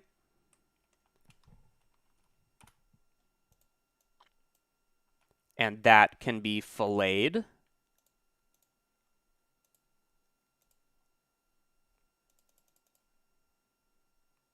Okay. And then this should be thinner. Okay. So now the only thing that doesn't really make sense is, you know, the frame can't like pierce the wheels, right? So I just want to take this and scale it on the Y. Even if it's not correct, just to give the impression of a frame, I think would be useful. Yeah, I think that's nice. Okay, cool. That is cutting into the pumpkin just a little bit. So what I can do is I can account for that. I can make it so that it doesn't cut into the pumpkin, and consequently, maybe it should cut into the pumpkin so it holds it. I was going to say consequently, we like move the wheels. I don't know. I think that's looking pretty good. Okay, I like that. Next order of business is we need to make the frame not boring as frickety. Okay, that is easy to do because we have the frame and we can have it tilt, maybe would be interesting, or anything else along the spline parameter. So we have this frame. I'm going to resample it a lot so it has more detail. And then along that, I can add some kind of tilt, might be just enough to give it that fairy tale thing. So set curve tilt. What do you think of bundles compared to using node groups? For like teleporting quantities? They're very different ideas, as far as I understand it. Spline parameter. Oh yeah, that's gonna do. Math, multiply. Yeah, that's gonna do. Easy way to invoke fairiness without like putting in too much effort. And then on top of that, we can play with the radius. Okay, I like that. I like that. So for the scale, I'm going to take the spline parameter. And as we go along it, I'm going to add some kind of like sine wave or something. So I'm going to multiply by maybe the same number, maybe by 10. I turn this into a sine wave. And on average, the scale should be 0.08. Right now, sine is from -1 to 1, so I mapped that from like 0.06 to 0.1. So it can get a bit bigger or a bit smaller than 0.8. Okay, you can totally not tell that I did anything there. So I'm going to multiply the frequency. And that is what that does. I don't know if it looks good or not, but it is there. It does look good. It just needs some work. So I'm going to bump up the resolution. We can also kind of change the mapping here. So it has like stronger ridges if we wanted to.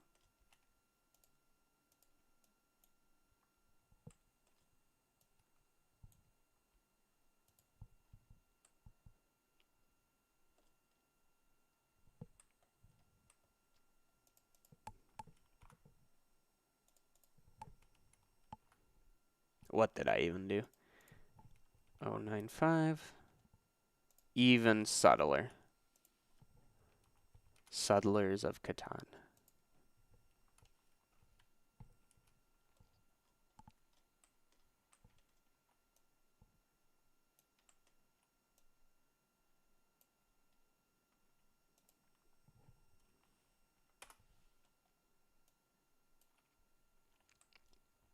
Okay. Other than that, it might be worth playing. I mean, I know we use the star for this, but it might also serve us well here. Maybe.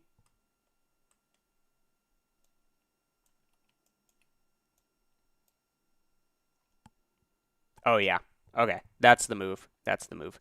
Okay, so we're going to use a star with fewer points because I don't want it to be overshadowing this. I can go way crazier with the scale variation. Maybe not. Hmm.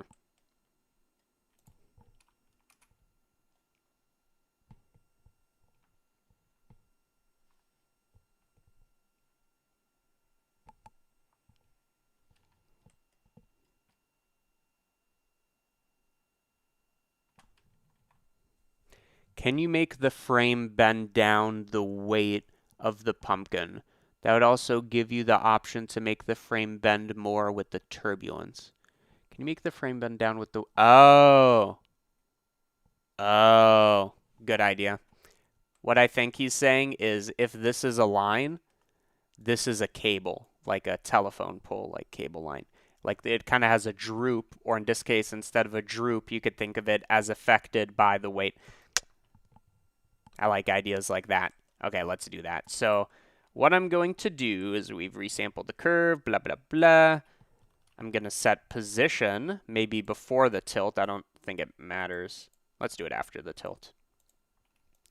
I'm going to set position such that it droops as we go along it. So that's going to be a spline parameter going from 0 to 1.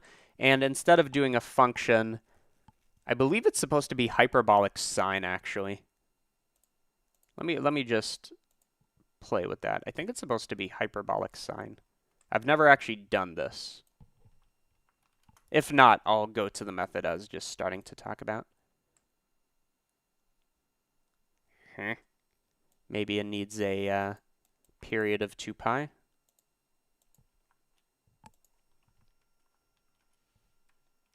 Oh, yes, clearly the correct one.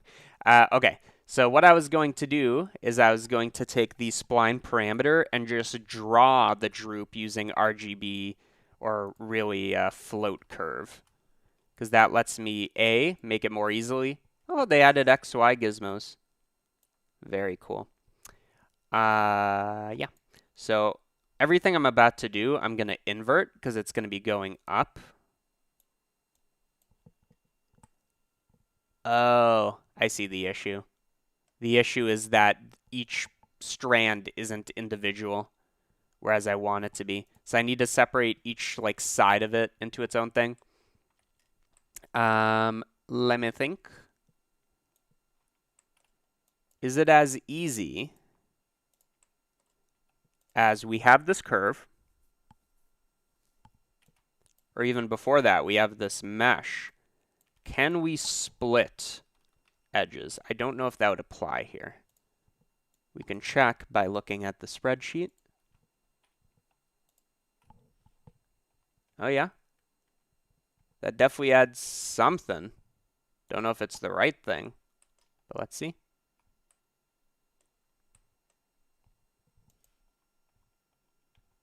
Almost.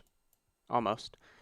We need each edge to be independent. So what I can do is I can split two instances the edges based on its index. So now each edge is individual, right? So we had 5 edges, now we have 5 splines, and then I realize those, and now we're back to 5 edges. If it works the way I think it does, it's a great trick. Yeah, it does. Great trick to separate things. Did I hide the chat again? Okay.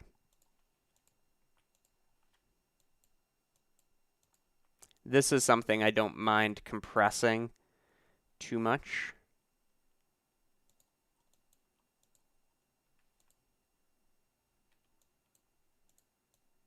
Okay, so now the point was I can draw the droop, which whatever it is we do, I want to multiply by -1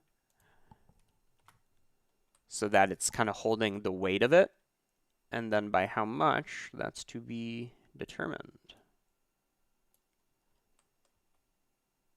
Yeah. Yeah. Definitely better than not having it. And it can be more subtle as well. And it can also be more like interesting if I want, which I think I do want. What am I doing? There we go. So maybe something like this.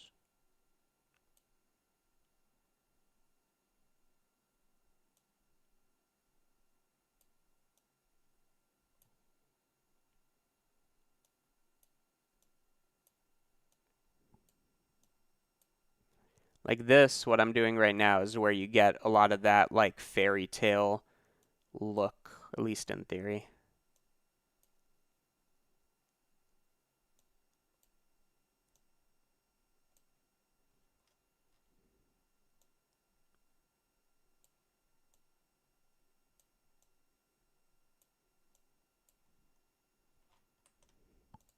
Okay.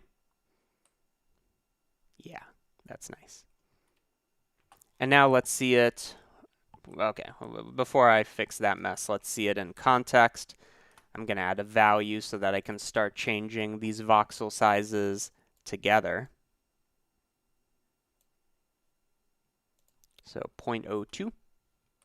Yeah, that's looking nice. Yeah, I will modify the wheels. Before that, I want to modify the pumpkin. So we put all this effort into getting the low frequency detail of the pumpkin. Let's just add a bit of noise. We don't need to think about it too much, or even some ridges to make it more interesting. So I'm going to take my pumpkin. I'm going to run the distort node, cgmatter.com. Is this the modified one? I don't want the modified one. Okay. Bring down the strength.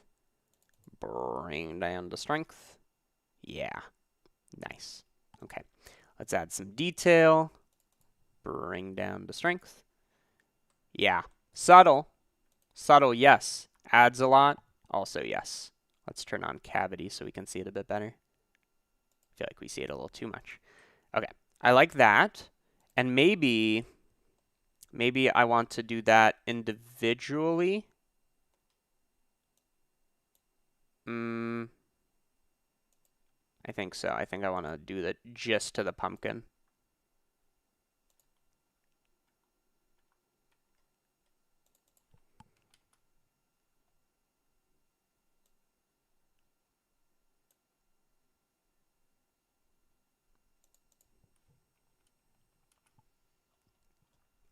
And then you could even add like, I mean, I know there's the ridges, but there's also like, you can think of them as stripes kind of going on. I bet the easiest way to do that is using not that, but a gradient texture. So let's see. I can look at my pumpkin. I can look at the gradient texture. And then I want one that's, you know, radial. So it goes around here. Great. Or I wonder if I can just use a wave texture. That might be simpler. Wave texture set to rings? Kinda. This is almost what I want.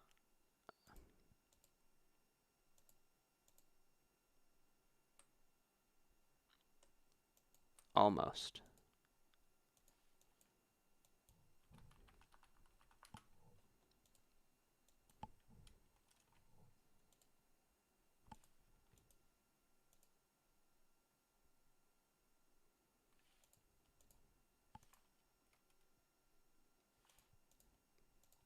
I think what I'm doing is I'm basically using these menu options. Okay, let's make it ourselves.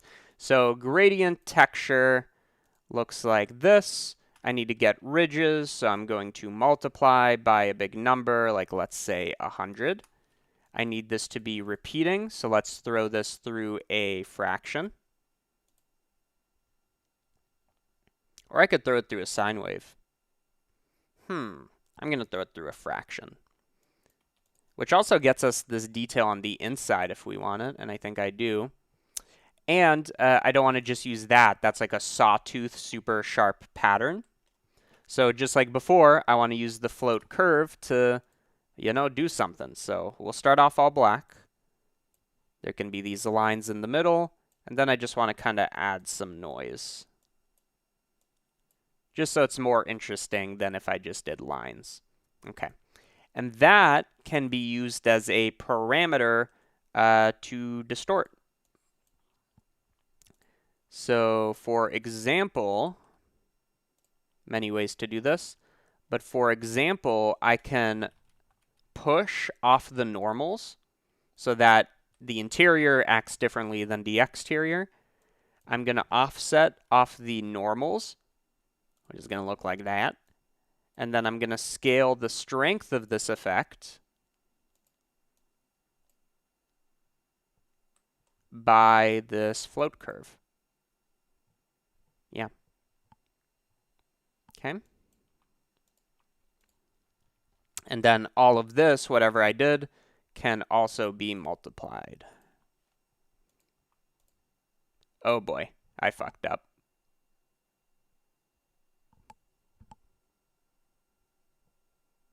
I fucked up.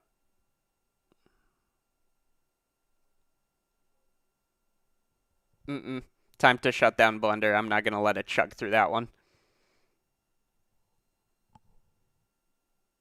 Come on. Come on, give it to me. Get out of here. Okay, good, good, good. Multiplying by 100, if you didn't catch what went on there, basically means the things are going to grow a lot. Fine, but the issue is then we're calculating a grid on top of that. And that is a cubic growth, and it's just too much. It's too much. So let's try that again. I'm going to set position.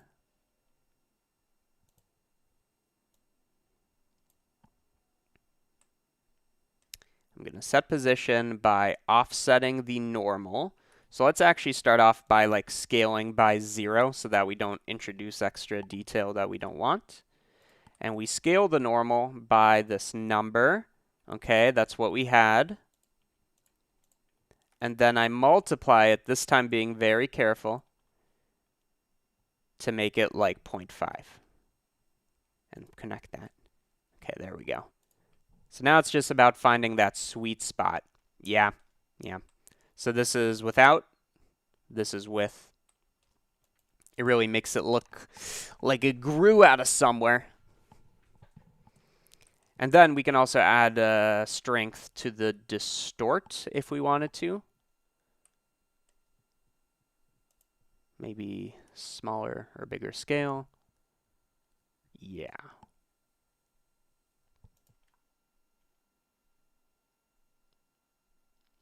And an alternative is we can have it eat inwards. But I think I like outwards a bit more. Okay. Let's turn that bad boy into a node group. So all of this, all of this, all of this, this. We can call this ridge noise or ridge distort. And then these together make up for our total pumpkin distortion.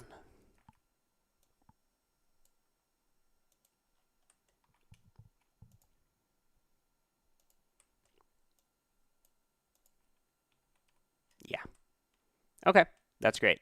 Other than reducing the strength of this, because that's a little insane, I think we do need to do the wheels, and we probably should do the wheels, because everything else is kind of light years ahead.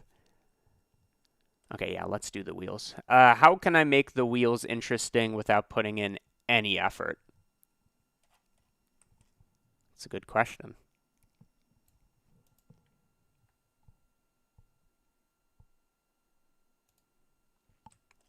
Well, to find out, let's open up our wheel inside of here, and let's try the trick we've been using, where instead of a quad, we use a star, and see what that gets us. I mean, okay. Literally better than it was before. Maybe 6.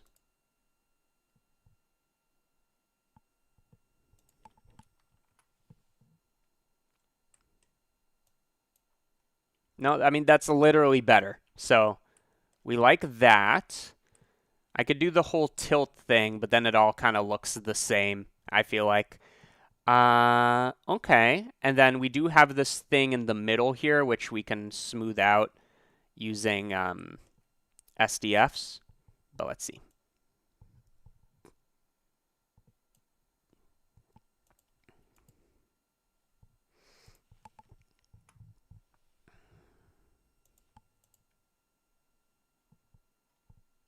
That looks pretty good. And now we don't even need to do the thing here. Okay, great. So let's try to throw in some distortion, see if we can get detail for free. I want to make sure to use the CG Matter distortion.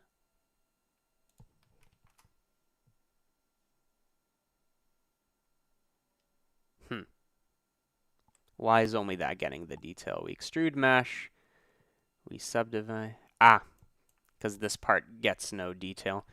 Can we subdivide, but only certain areas? I'm sure we can. Like, let's separate geometry from what is and isn't the side. I mean, we kind of already did that. Okay, so I just need to subdivide this. Yikes. It's working. It is working.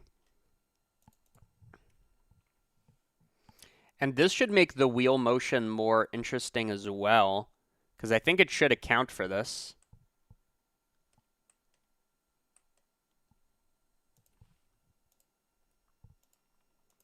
Although now we're starting to chug. But maybe we do want to lean into all this being like super organic or whatever. She's not ethical and she's not organic. Thin wheels kind of have a charm to them.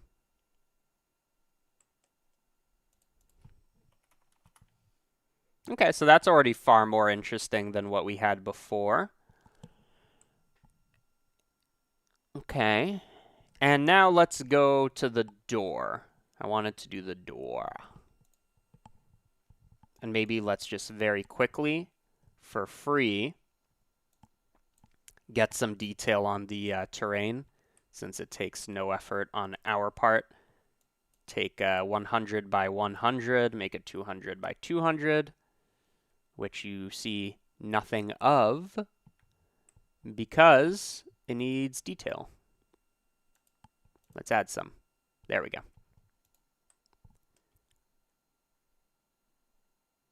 Okay, let's do something with the door. I just want the door, if we look at our reference here, you like, what I do like about this is that it starts off thin and then it gets thicker as it goes up. I do think that's nice. So let's go into that. And this is where we really start benefiting from our organization.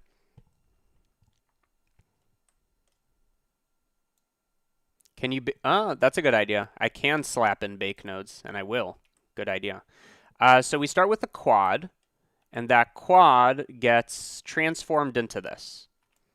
So what we can do is if we can take the quad and kind of pinch these two together, then we're good. Easiest way to do that is to run a scale elements, but this is a, I see. Easiest way to do that is to set position, and that position should be taking its x coordinate and squishing it. So I'm going to take its x coordinate and squish it by multiplying by a tiny number.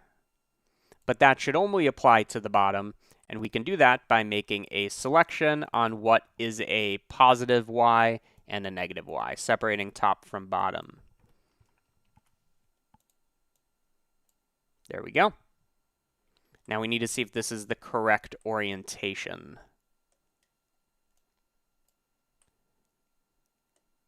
We could have that, or we could have the opposite. Let's try this one before we move to the opposite. Ooh. Ooh, okay. Okay. That is an option.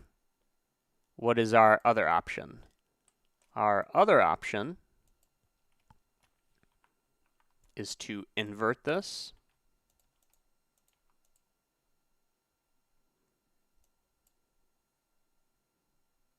I feel like I didn't think that through.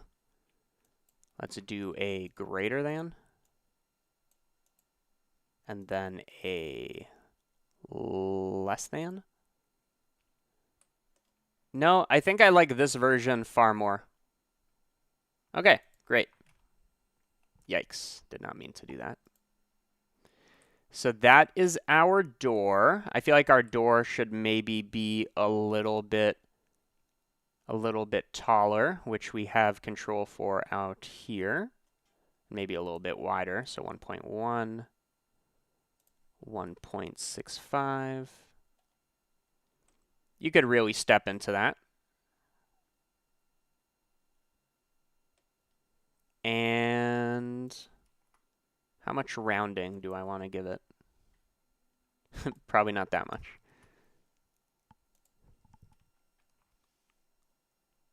I still want it to have some form.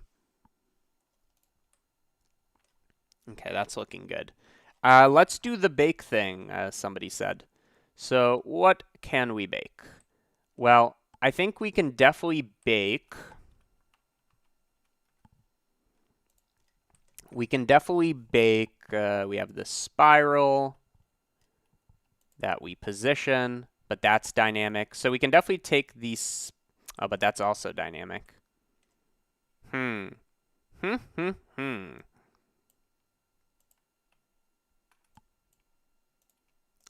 This is constant, though. That can be baked. So let's do that. Let's bake it.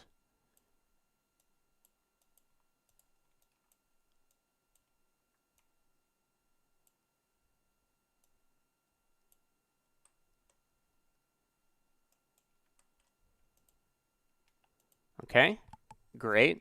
I will bake on frame 1, just out of principle. Okay, so that's fine. That's dependent on this. Pumpkin distortion. Maybe we should just bake it here. Okay, that's great. And let's see the savings. So right now we're running 440 milliseconds per frame. Okay, that's just where it is. And what can we optimize? What can we optimize? A lot of this changes over time. And I know we can bake a sequence, but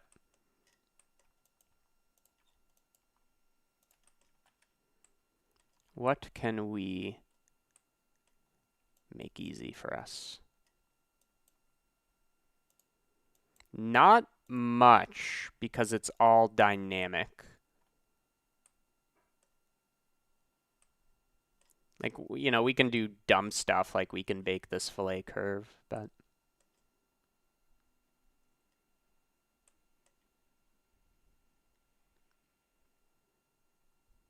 yeah, everything's kind of dependent on each other. Let's do, well, none of that matters because we baked it up here. Yeah, that might be as far as this goes. Thank you. I like this. It's so soft. It's so soft. Thank you. Let's consolidate. We were clean, and now we're messy. And a lot of these could be parameters, but I don't want to. So that's why it won't. Okay, so we have this transform, we resample, we tilt.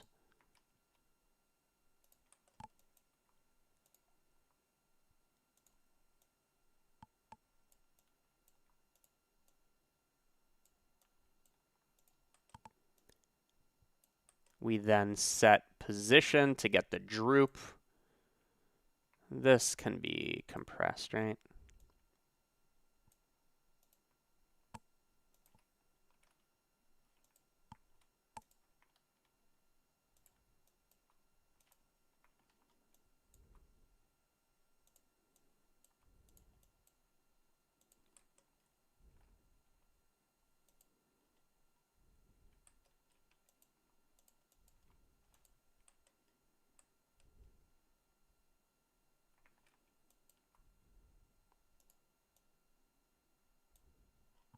Okay. Okay. So what does all this do ultimately? It takes our moving frame and it turns it into a droopy frame. Yes, yes, yes. I like it. So this, oh wait. Wait. This can come in here, can't it? Yeah, all of this.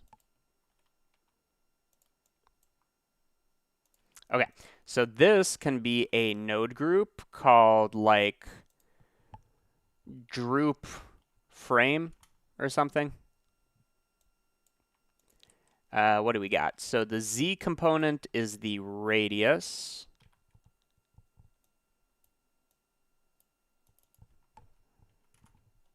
And the geometry is the frame that we also need outgoing to be the frame.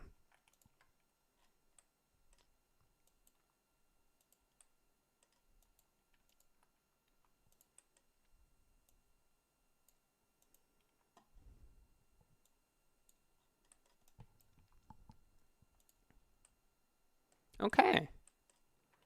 I think that is some good progress.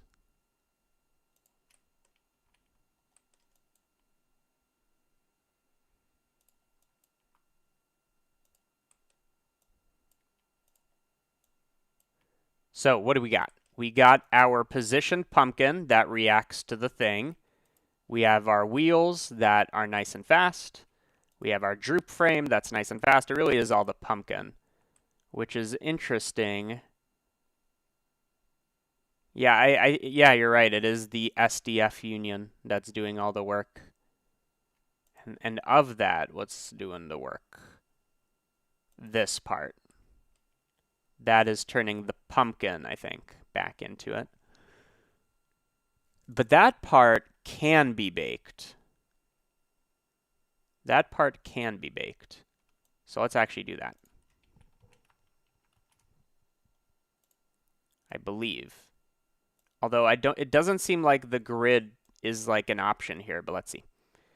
Frame 1, bake. Oh?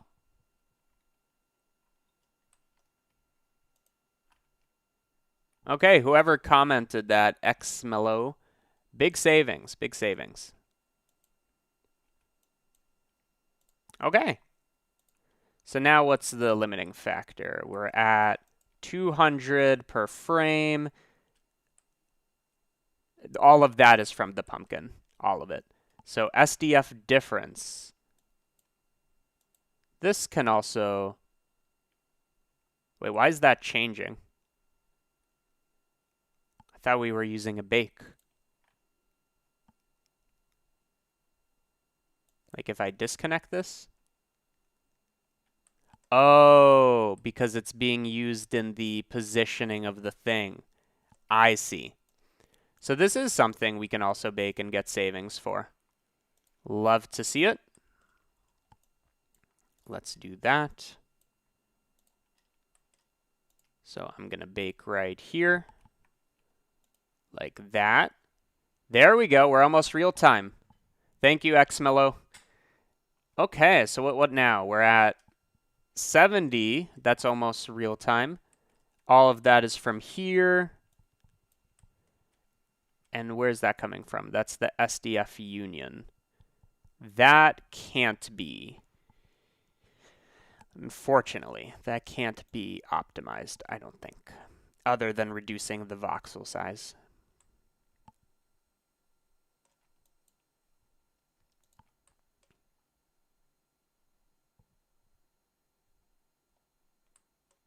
What if we go into our spiral and like reduce the amount of detail? So what do we got? We got curve processing.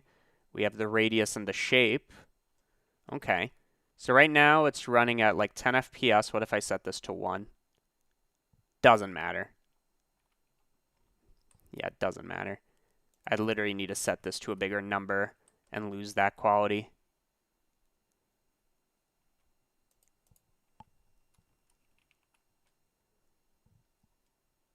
Okay. I'm happy with that though. Let's see what this looks like with some shading. Like we've done all this work, but we haven't actually seen what this looks like. And maybe maybe before we do that, I take the ground and give it thickness maybe. So let's see. I take the terrain, which ultimately is being merged right here. And does my solidify extrude work with this? Kind of. Kind of. But I want something more specific. So what I'm going to do is I'm going to extrude, not individual, but the whole thing. And you might be wondering, how do I like recover the shape here? Well, what I do is right now they're all going down based on their normal. I want them to just go down, period. Okay? So right now they're using their normal. If I say extrude by -1, that will make it clean, like that. And then I have to merge it using the conventional tricks, which is join. Oh, wait. Is this not? Hold up. Solidify, extrude. In here, I want to be able to edit it. So the only difference, the only difference is I set the, and I don't think I even, sorry, 1 second. Okay, so this is now packed again. I think I can just put in a vector the way I set it up. There you go. And you could have it so that the bottom is flat, and maybe we do want that. Yeah. Okay, let's make the bottom flat. Super easy way to do that without messing with these nodes is I look for anything that is below, well, a bit more below than the z-axis, but like everything over here, and then scale elements or compress the z component or whatever. So how do I want to do that? I want to scale elements. This is going to let me scale on a certain axis. So instead of uniform, I'm going to scale on the z-axis. And then the question is, what gets flattened? Only the bottom components. So position, separate. I mean, yeah. I could just do it there, right? I do kind of want to. Okay, we're doing it inside.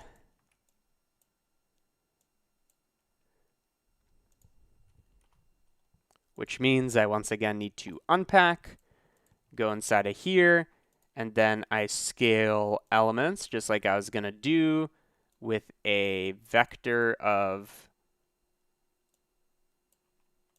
an axis of -1 or 1. So that flattens it, but I only want to do it on the top. No, on the side. No, none of these. So what is happening?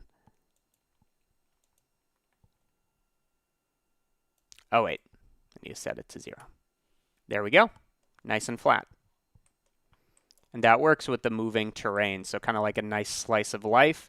This is the kind of thing that I feel like looks better orthographic.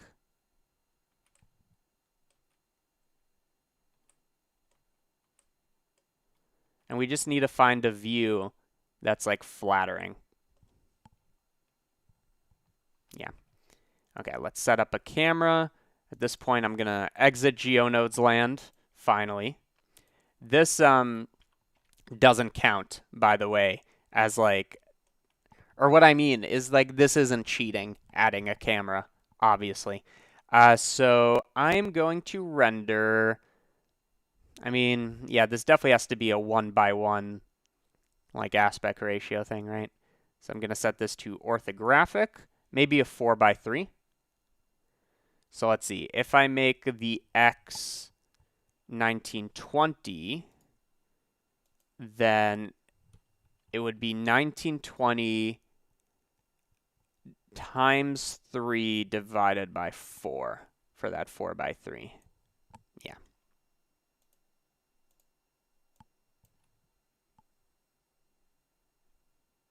And maybe, so this is looking good. Maybe I want this slice of life to be a bit tinier. just so it's like barely containing everything that it needs to. So inside of our terrain, did I not have width and height? Well, let's add it. Size X, size Y. So size Y is the one we can really start shrinking. Like that.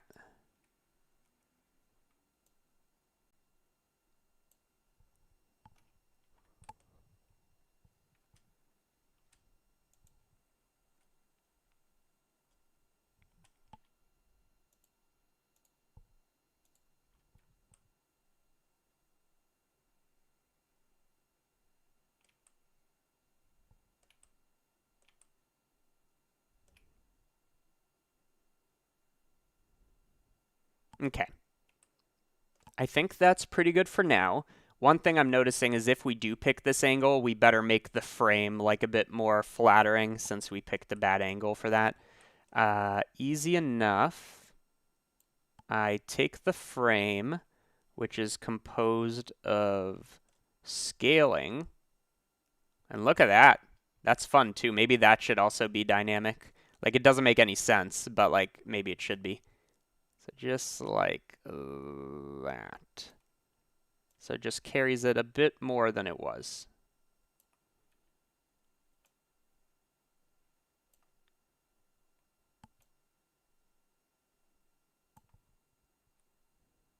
Where is the door? No door. I mean, the door wouldn't be too hard because we already have the quad that makes it up.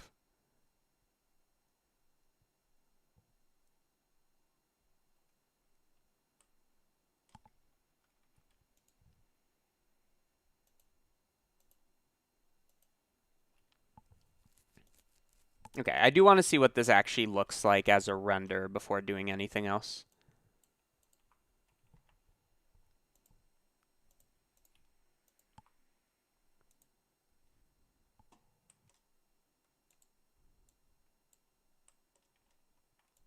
And if I do shading, which I don't think I will, it has to be procedural. Does an HDRI count?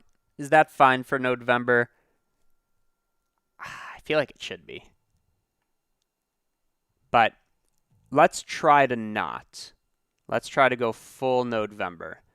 And full Nodevember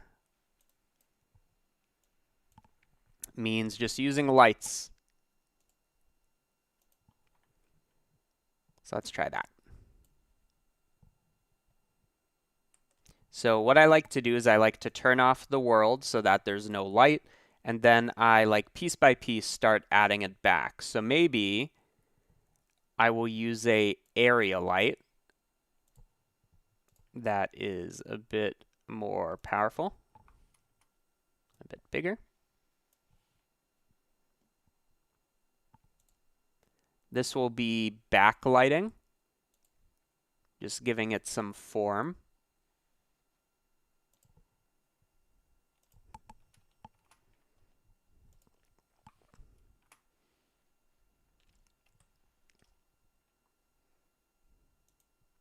Okay, so that's pretty good for a backlight, I think. I mean, it's not think. Do I like it or do I not? I do like it.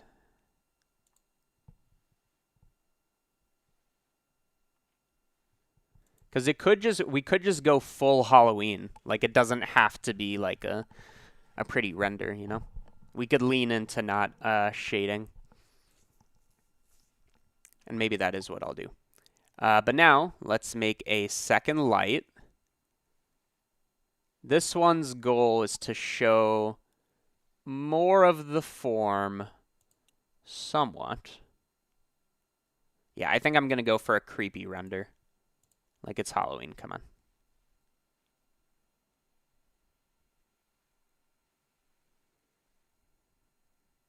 Okay. That one can be a bit dimmer. And wouldn't it be interesting if I put all of this inside of a volume, which it turns out can be done with geometry nodes. Love it. Let's do that. So I'm going to make a volume cube. That's how I'm going to do it. And I need to see the size of it.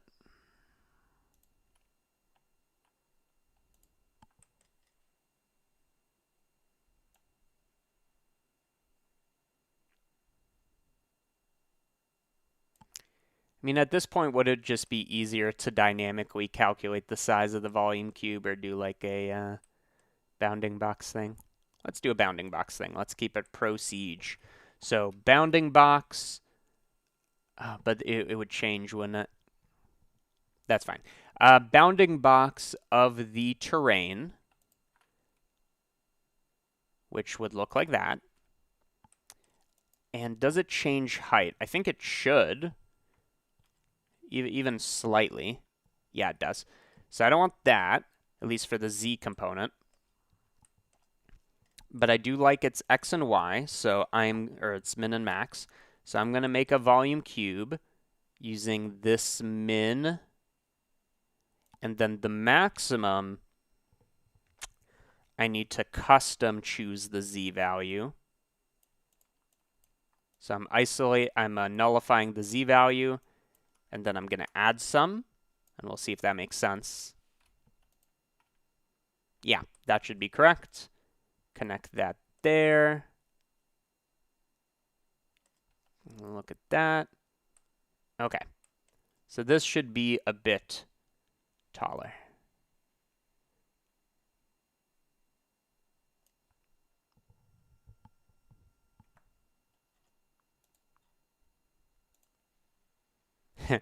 Okay, so now we can control the density all from here. So this is already good. Without, with, beautiful. Let's just add a bit of resolution in case. And we got to find that nice value. You need to find that nice value. And somebody's saying animate one of the lights maybe. Maybe what I can do is I can make like a fairy light and like instance it on certain areas.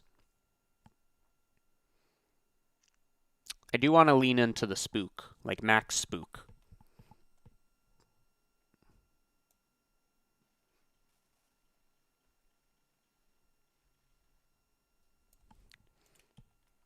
Oh, and you know what else we can do, actually? Because this is a scrolling thing, maybe the fog isn't constant, but it's kind of like broken up. So let me make an extreme example. So if I was to do a noise texture like that, let's look at it like this. So this is an extreme example, but what if this was also side scrolling? Okay, what would that look like? Well, we'd need the time to be a thing, and we care about this X. So let's actually throw that into our bundle. Loving me some bund. So let's put it here. Put it here. This can be called the time displacement or something. Sync that up here. That is going to be used by this noise texture. Does that make any sense?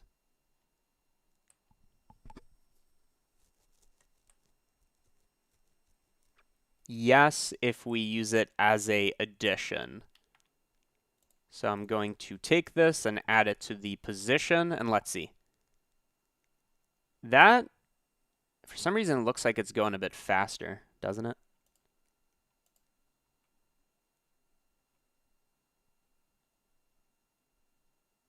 But that should be correct, right? Let's see, what is time displacement? Time displacement's on the x coordinate. No, that should be right. Okay, so I'm going to make it like this, and now we really need to play with these values. But I like that it's changing over time. Okay. So before, our density value was 0.2, was roughly the sweet spot. So I'm going to normalize this noise using the field min max. So this is a great way to do it. I take this, I know the minimum and maximum. So now I can map range this using minimum and maximum going from 0 to 1. Okay? And now the upshot of that other than it not working. Let's see. This is for a volume. Interesting. Interesting. We can't do that unless we use like a grid. Interesting. Okay, either way. I can take this from like 0.3 to 0.7, just a bit higher contrast, and let's like start bringing it up. So 0.1, kind of spooky. 0.2, maybe there should be a minimum value so there's no area without fog. It's kind of hard to tell, isn't it?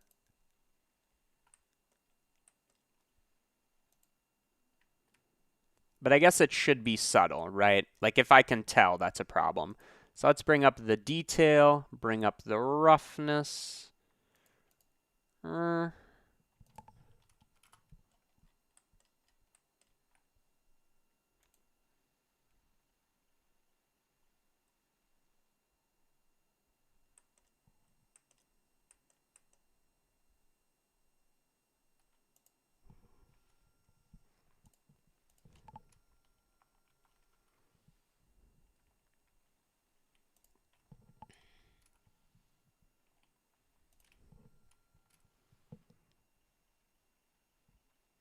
Okay.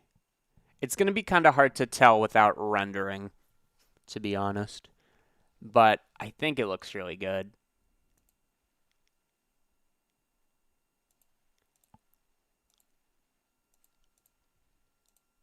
So I know ultimately I want to do a color management of Chronos. No, I don't, apparently. Asus? Asus 2? Okay, let's go back to AGX and then play with this gamma.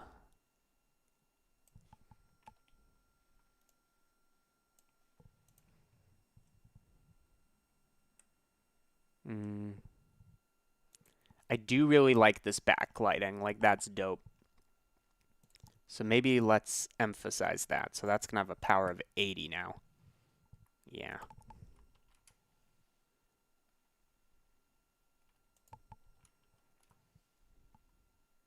And then this should be here, but very barely. Because that's what makes it creepy.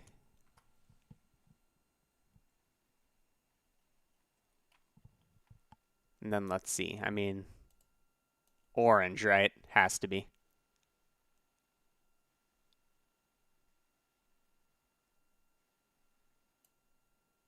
And then what about this? Should this also be orange? Should it be blue? Yes, but barely. Gotta keep it tasteful.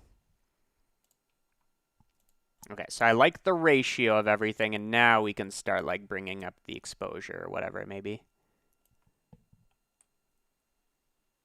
Oh, the pumpkin should have a warm light in it. I approve. Approved.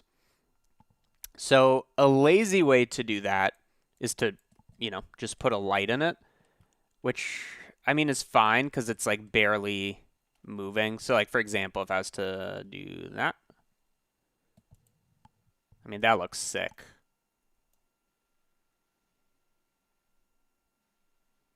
Yeah, that's like certified sick.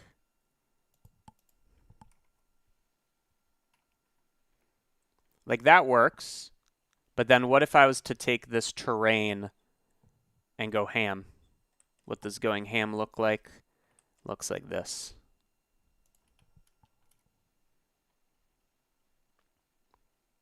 And we should definitely use like bigger noise like we're doing here. It looks much more interesting. I mean, that's still pretty good. I think I do want the light to follow the pumpkin. So it's almost like parented to it. So we can call this our interior light. This one is our backlight. This one's our fill light.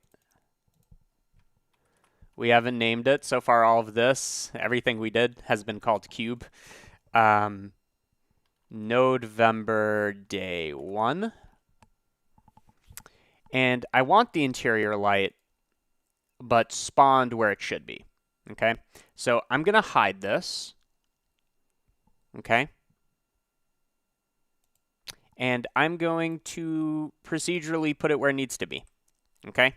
So what we need to do is we bring in our interior light, and I don't think there's any reason you can't like bring in lights in geometry nodes. Okay, so here I'm bringing in a light. Um, Instance? I thought you could. Oh, maybe it's just like underground or something. I swear you could. I swear it. Oh, it needs to... Okay, there we go.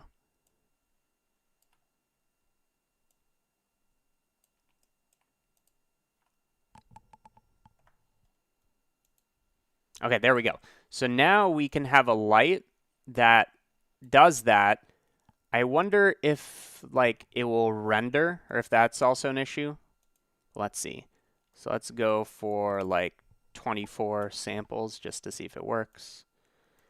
Optics denoise render. No, that works. Okay. So now I want to spawn in that light in a position that I choose, which is going to be the center, roughly, of the pumpkin. And we can figure that out easily, not expensively, using the frame, right? And we look for its center of mass and, move it a little, right? So, center of mass, cgmatter.com. That's going to give us a position. And that might be good enough to start. I just do this and I add a bit of vertical offset till it's showing.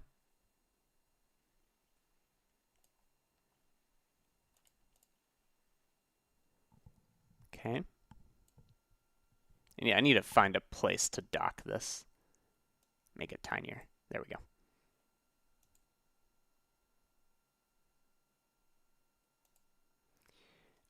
Okay. So we have that. Whoops.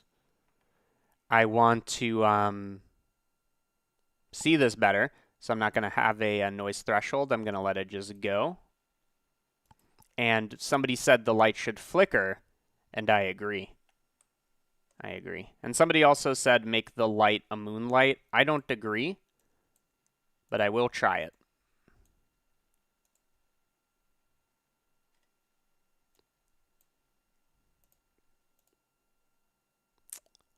God, where should it be?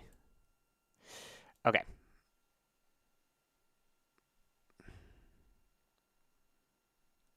Yeah, like I know what you're going for. It's just not feeling right. It's not feeling right. And you got to go with your gut.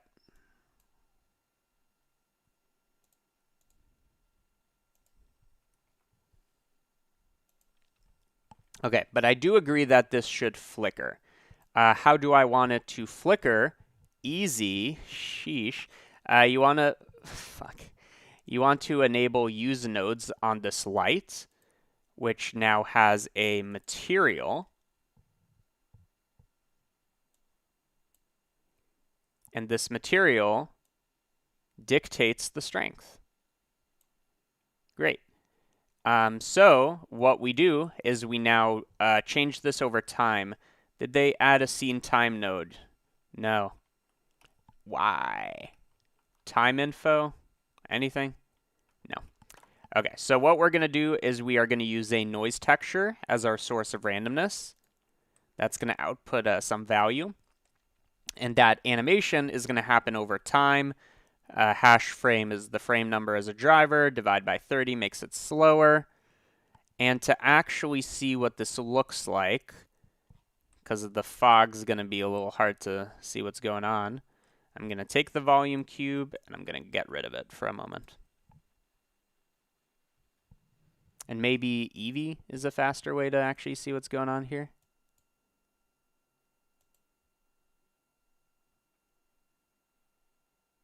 Okay. Where the fuck should this go? Okay. So this I'm going to make super high contrast so we can see what's going on here. 0.4 to 0.6. Does it not use this shader? I don't think it does. What if I like enable this?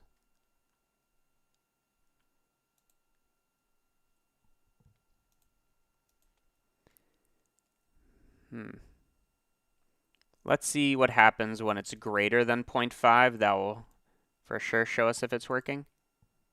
No, it's not flickering. Interesting. So the material somehow doesn't carry over. But I do think, wasn't there a new constraint or something that could help with this? What's it called? Geometry attribute? We could. We could. I don't want to, but we could. I mean, I do really like the idea of a flickering light.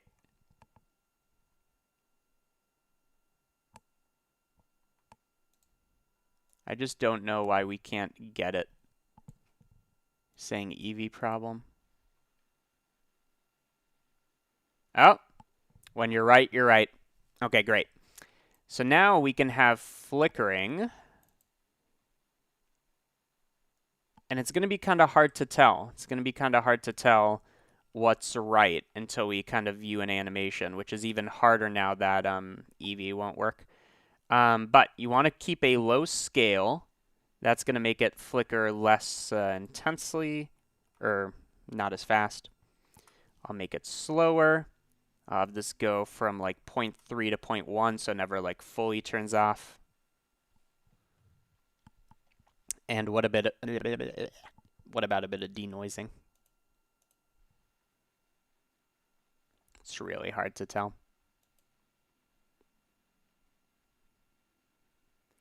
But like that silhouette of the thing is freaking sick. I'd even go as far as to say it's fucking sick. Yeah. Okay. Let's add the mood back in. Immaculate vibes.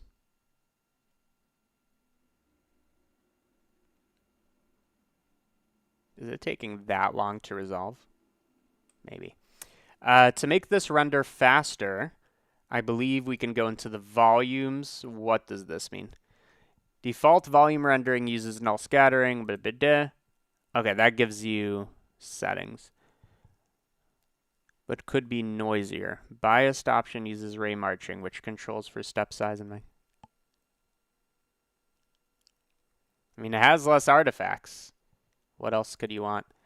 Okay, so let's kind of, I feel like we're close to wrapping it up. I feel you on the subsurface. I just feel like this one doesn't have materials, this project. I think I'm just flexing geonodes, not shader nodes. Okay, let's consolidate.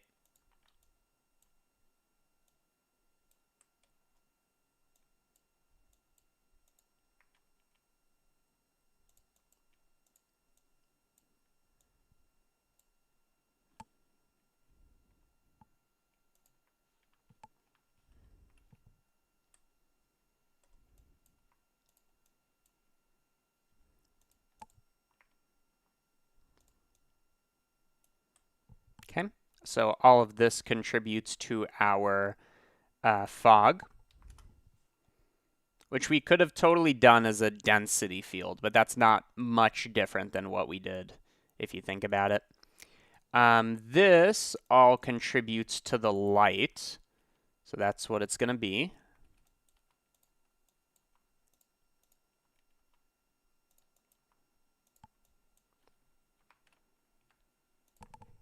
Interior light.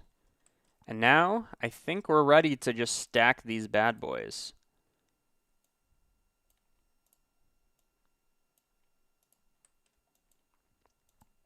What is this one? This one's our terrain ground. So maybe like thicken ground. Ground thicken. So that goes there. That goes there. That goes there. So glorious. So glorious.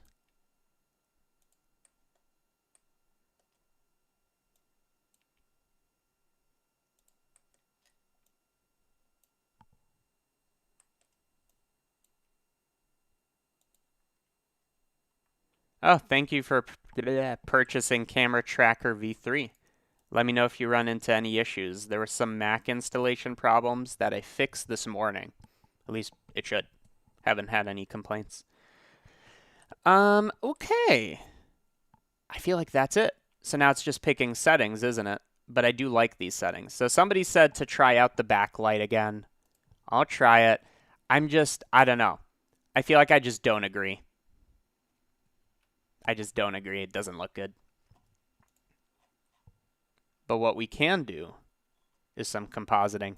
Ambient occlusion, absolutely necessary. Display emulation? Well, I'll have to learn what that is. Okay. Okay. What about black and white?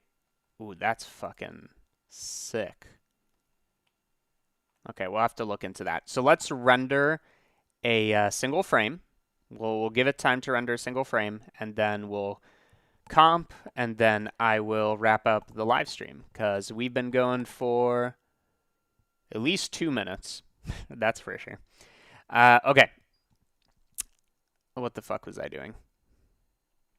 I don't remember.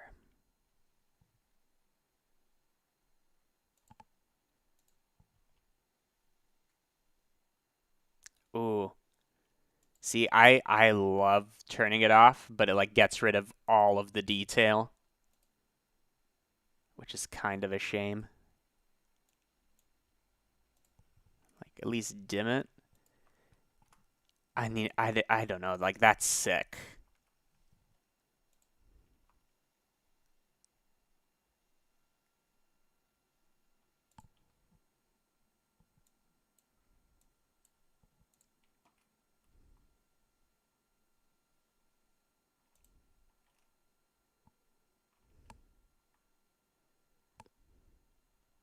Okay.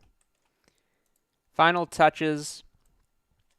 I'm going to take our terrain and just give it a good punch of detail. Like, this is the final one. Maybe even 400.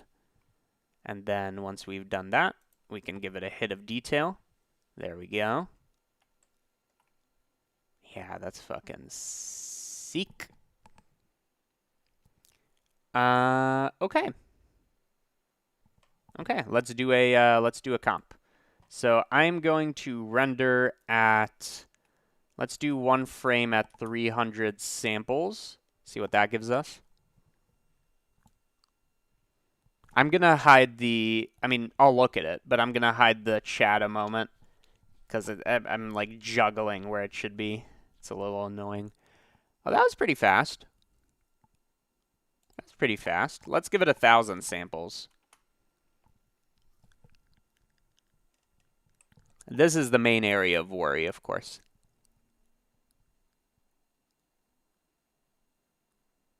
How did it do 300 so fast? Oh, there we go. Now it's blasting. Okay, what does that denoise get you?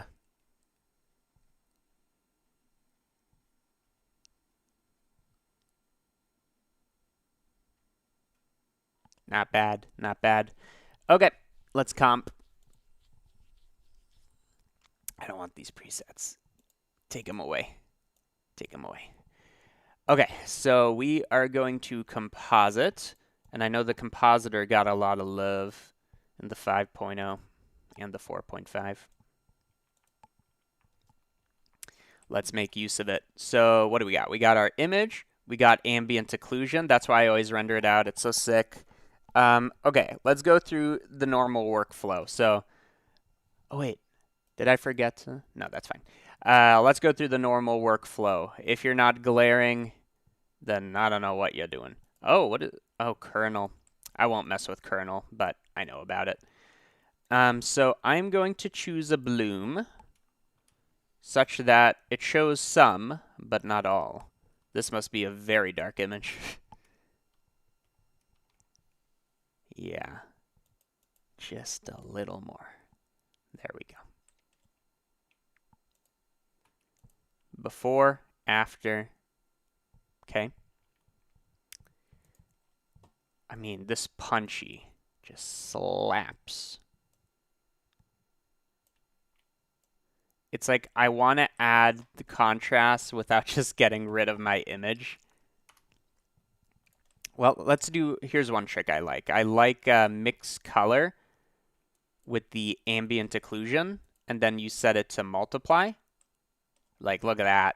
Instant creep factor. So before, oh, this is cool. I don't think that design existed. Before, after. Or sorry, before, after. Yes, sir.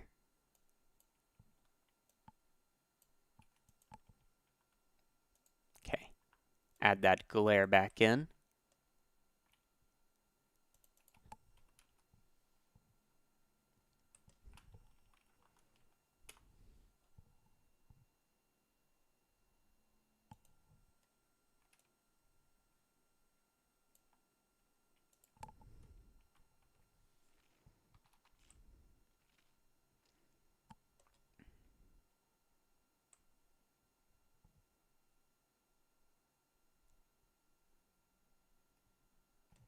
I'm not going to be the lens distortion guy. I vowed to never do that. Let's try some white balance. Like this is where we can add the cold in if we wanted. Let's see. What about 4500? I mean, I do like the idea that it's cold, just a little. What does it look like in Chronos? Oh, fuck. That's a must-have.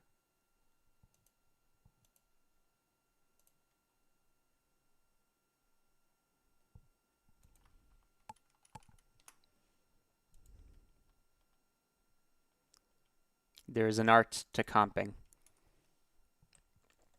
I don't know if I've learned it, but it's there.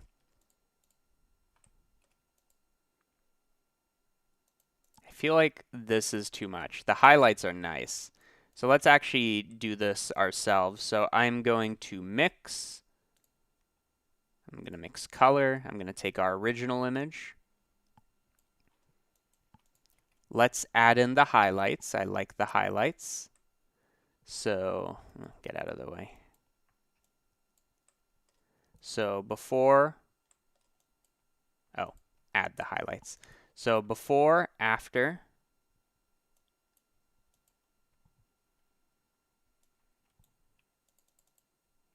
Maybe I could even sharpen the highlights.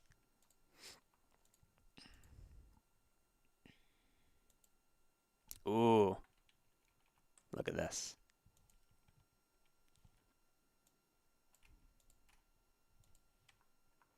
Yeah, that needs to be sharp. Okay, before and after. And then we can also add in the main glare, but very little, very little.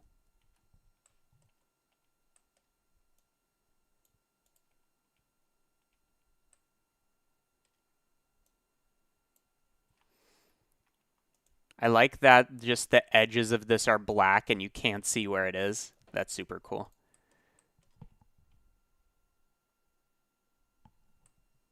Hello, Gaster.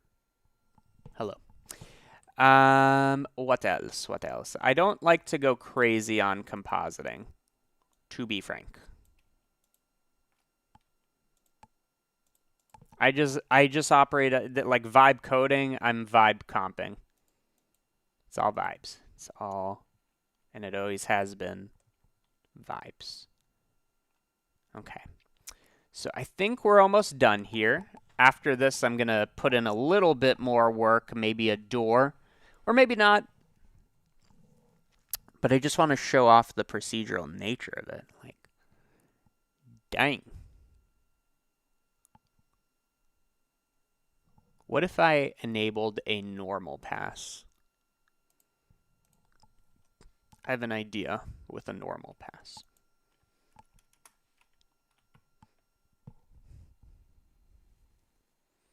Are you planning to stream all of Nodevember this way? I'm planning to. Very different than you know. But that is the plan. Okay, so I added a normal pass. Why did I do that?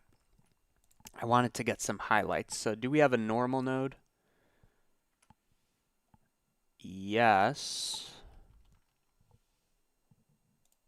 Okay, we're going to have to do it ourselves. So we have the normals. We have a random normal, and we're going to dot product the two. That's what's going to let you get this. You see? Cool little trick. And I can use that to add those like edge things. So I'm going to add this. We'll figure out what we're doing with that. Oh yeah, a dot product can also be negative. Fun little fact. So make sure to clamp that. So before or after. Okay, so we have these things. I don't know what I'm going to do with them, but they are there. Ooh. Okay. Okay. We can do whatever we want with these. I can like mix in like a color. And then of course I'd probably want to blur these, make them less intense. Not that much. Okay. Don't worry, I realize this looks bad. This isn't the final idea. Oh, it's over. It's so good. It's so good.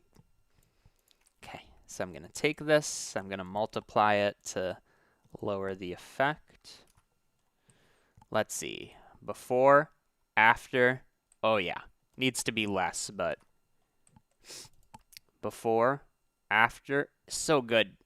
So good. What color should it be?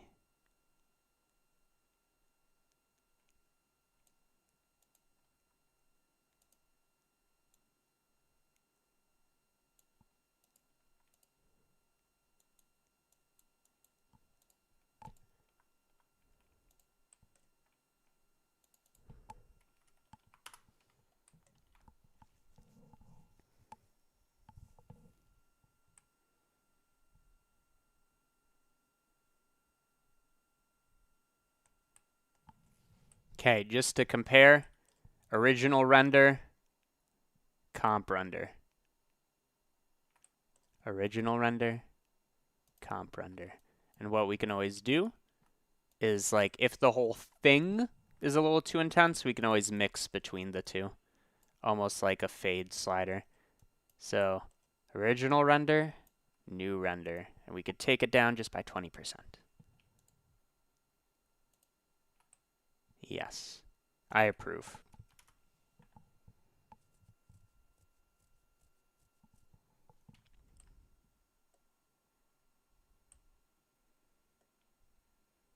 The only thing that's giving me a bit of pause is the terrain is quite bright compared to everything else, which makes sense. That's what the light is hitting. But maybe I'll make an exception. Let's just see. I might drop this, but I'm going to set material for the terrain. So that's that, right? Just doesn't feel like it fits. I'll call this ground. Still procedural, so it's fine. Oh, mandatory. It's mandatory. Okay, yeah, we need that. And just so it doesn't like look like plastic, I want to bring up the roughness. No, I want to bring up the diffuse. Then bring this down. Oh, it's so over. It's so over. And do I even want to thicken the ground? No, I definitely do. But maybe it should go further down into the abyss.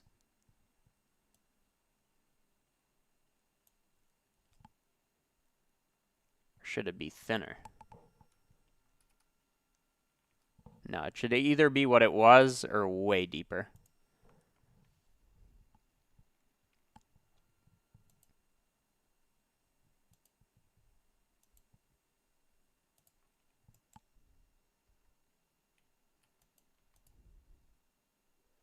Okay, and since we're here, let's just give it that free hit of detail.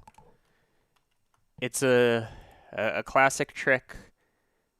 It's not fancy, but it does the job.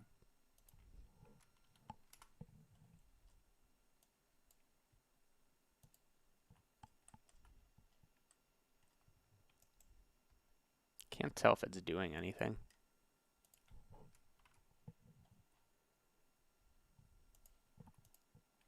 Oh, it totally is. Okay, before, after, great. And now I'm just seeing it's a little facetted. So let's give it that old set shade smooth on, I guess, everything. Ah! Oh, but then it creates that. Tricky, tricky.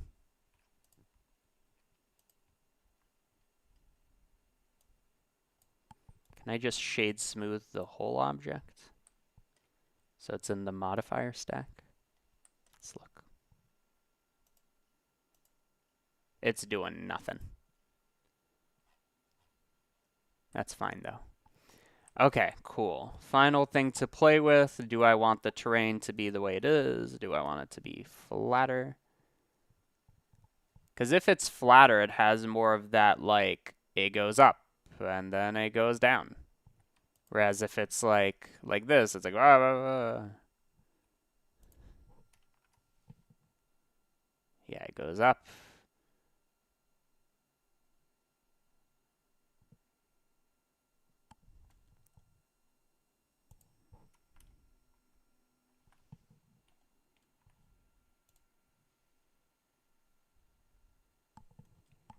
And final thing, I know everything I say is the final thing, but another final thing, I want to play with the power of this because I haven't really played with it. So what if it's 1? Too dim?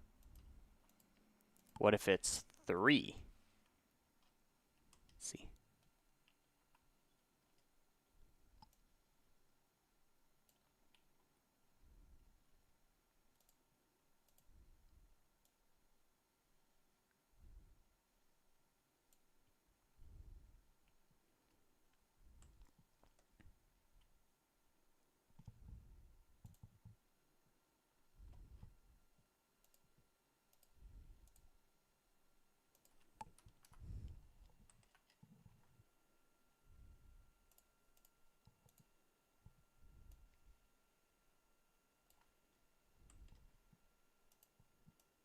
Just adding that good old depth of field.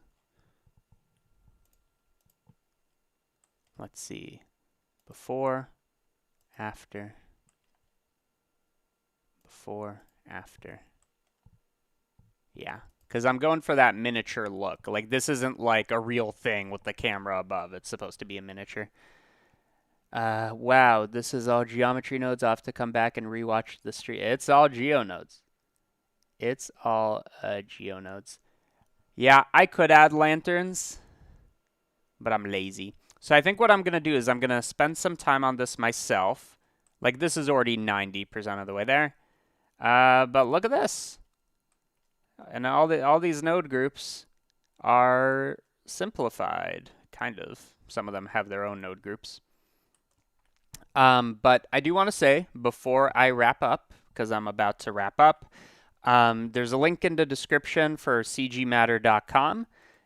Some of the nodes you've seen here, available for free, absolutely for free for everybody. And then there's also a member site.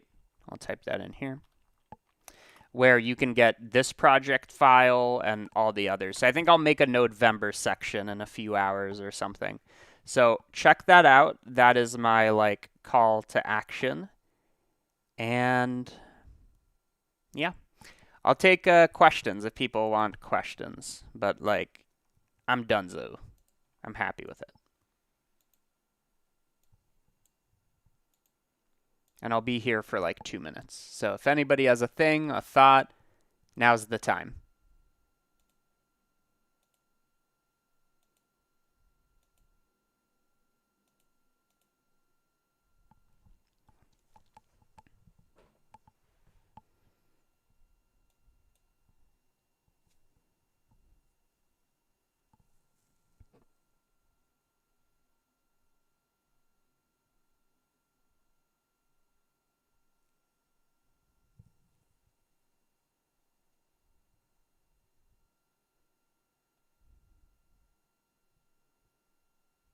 No takers.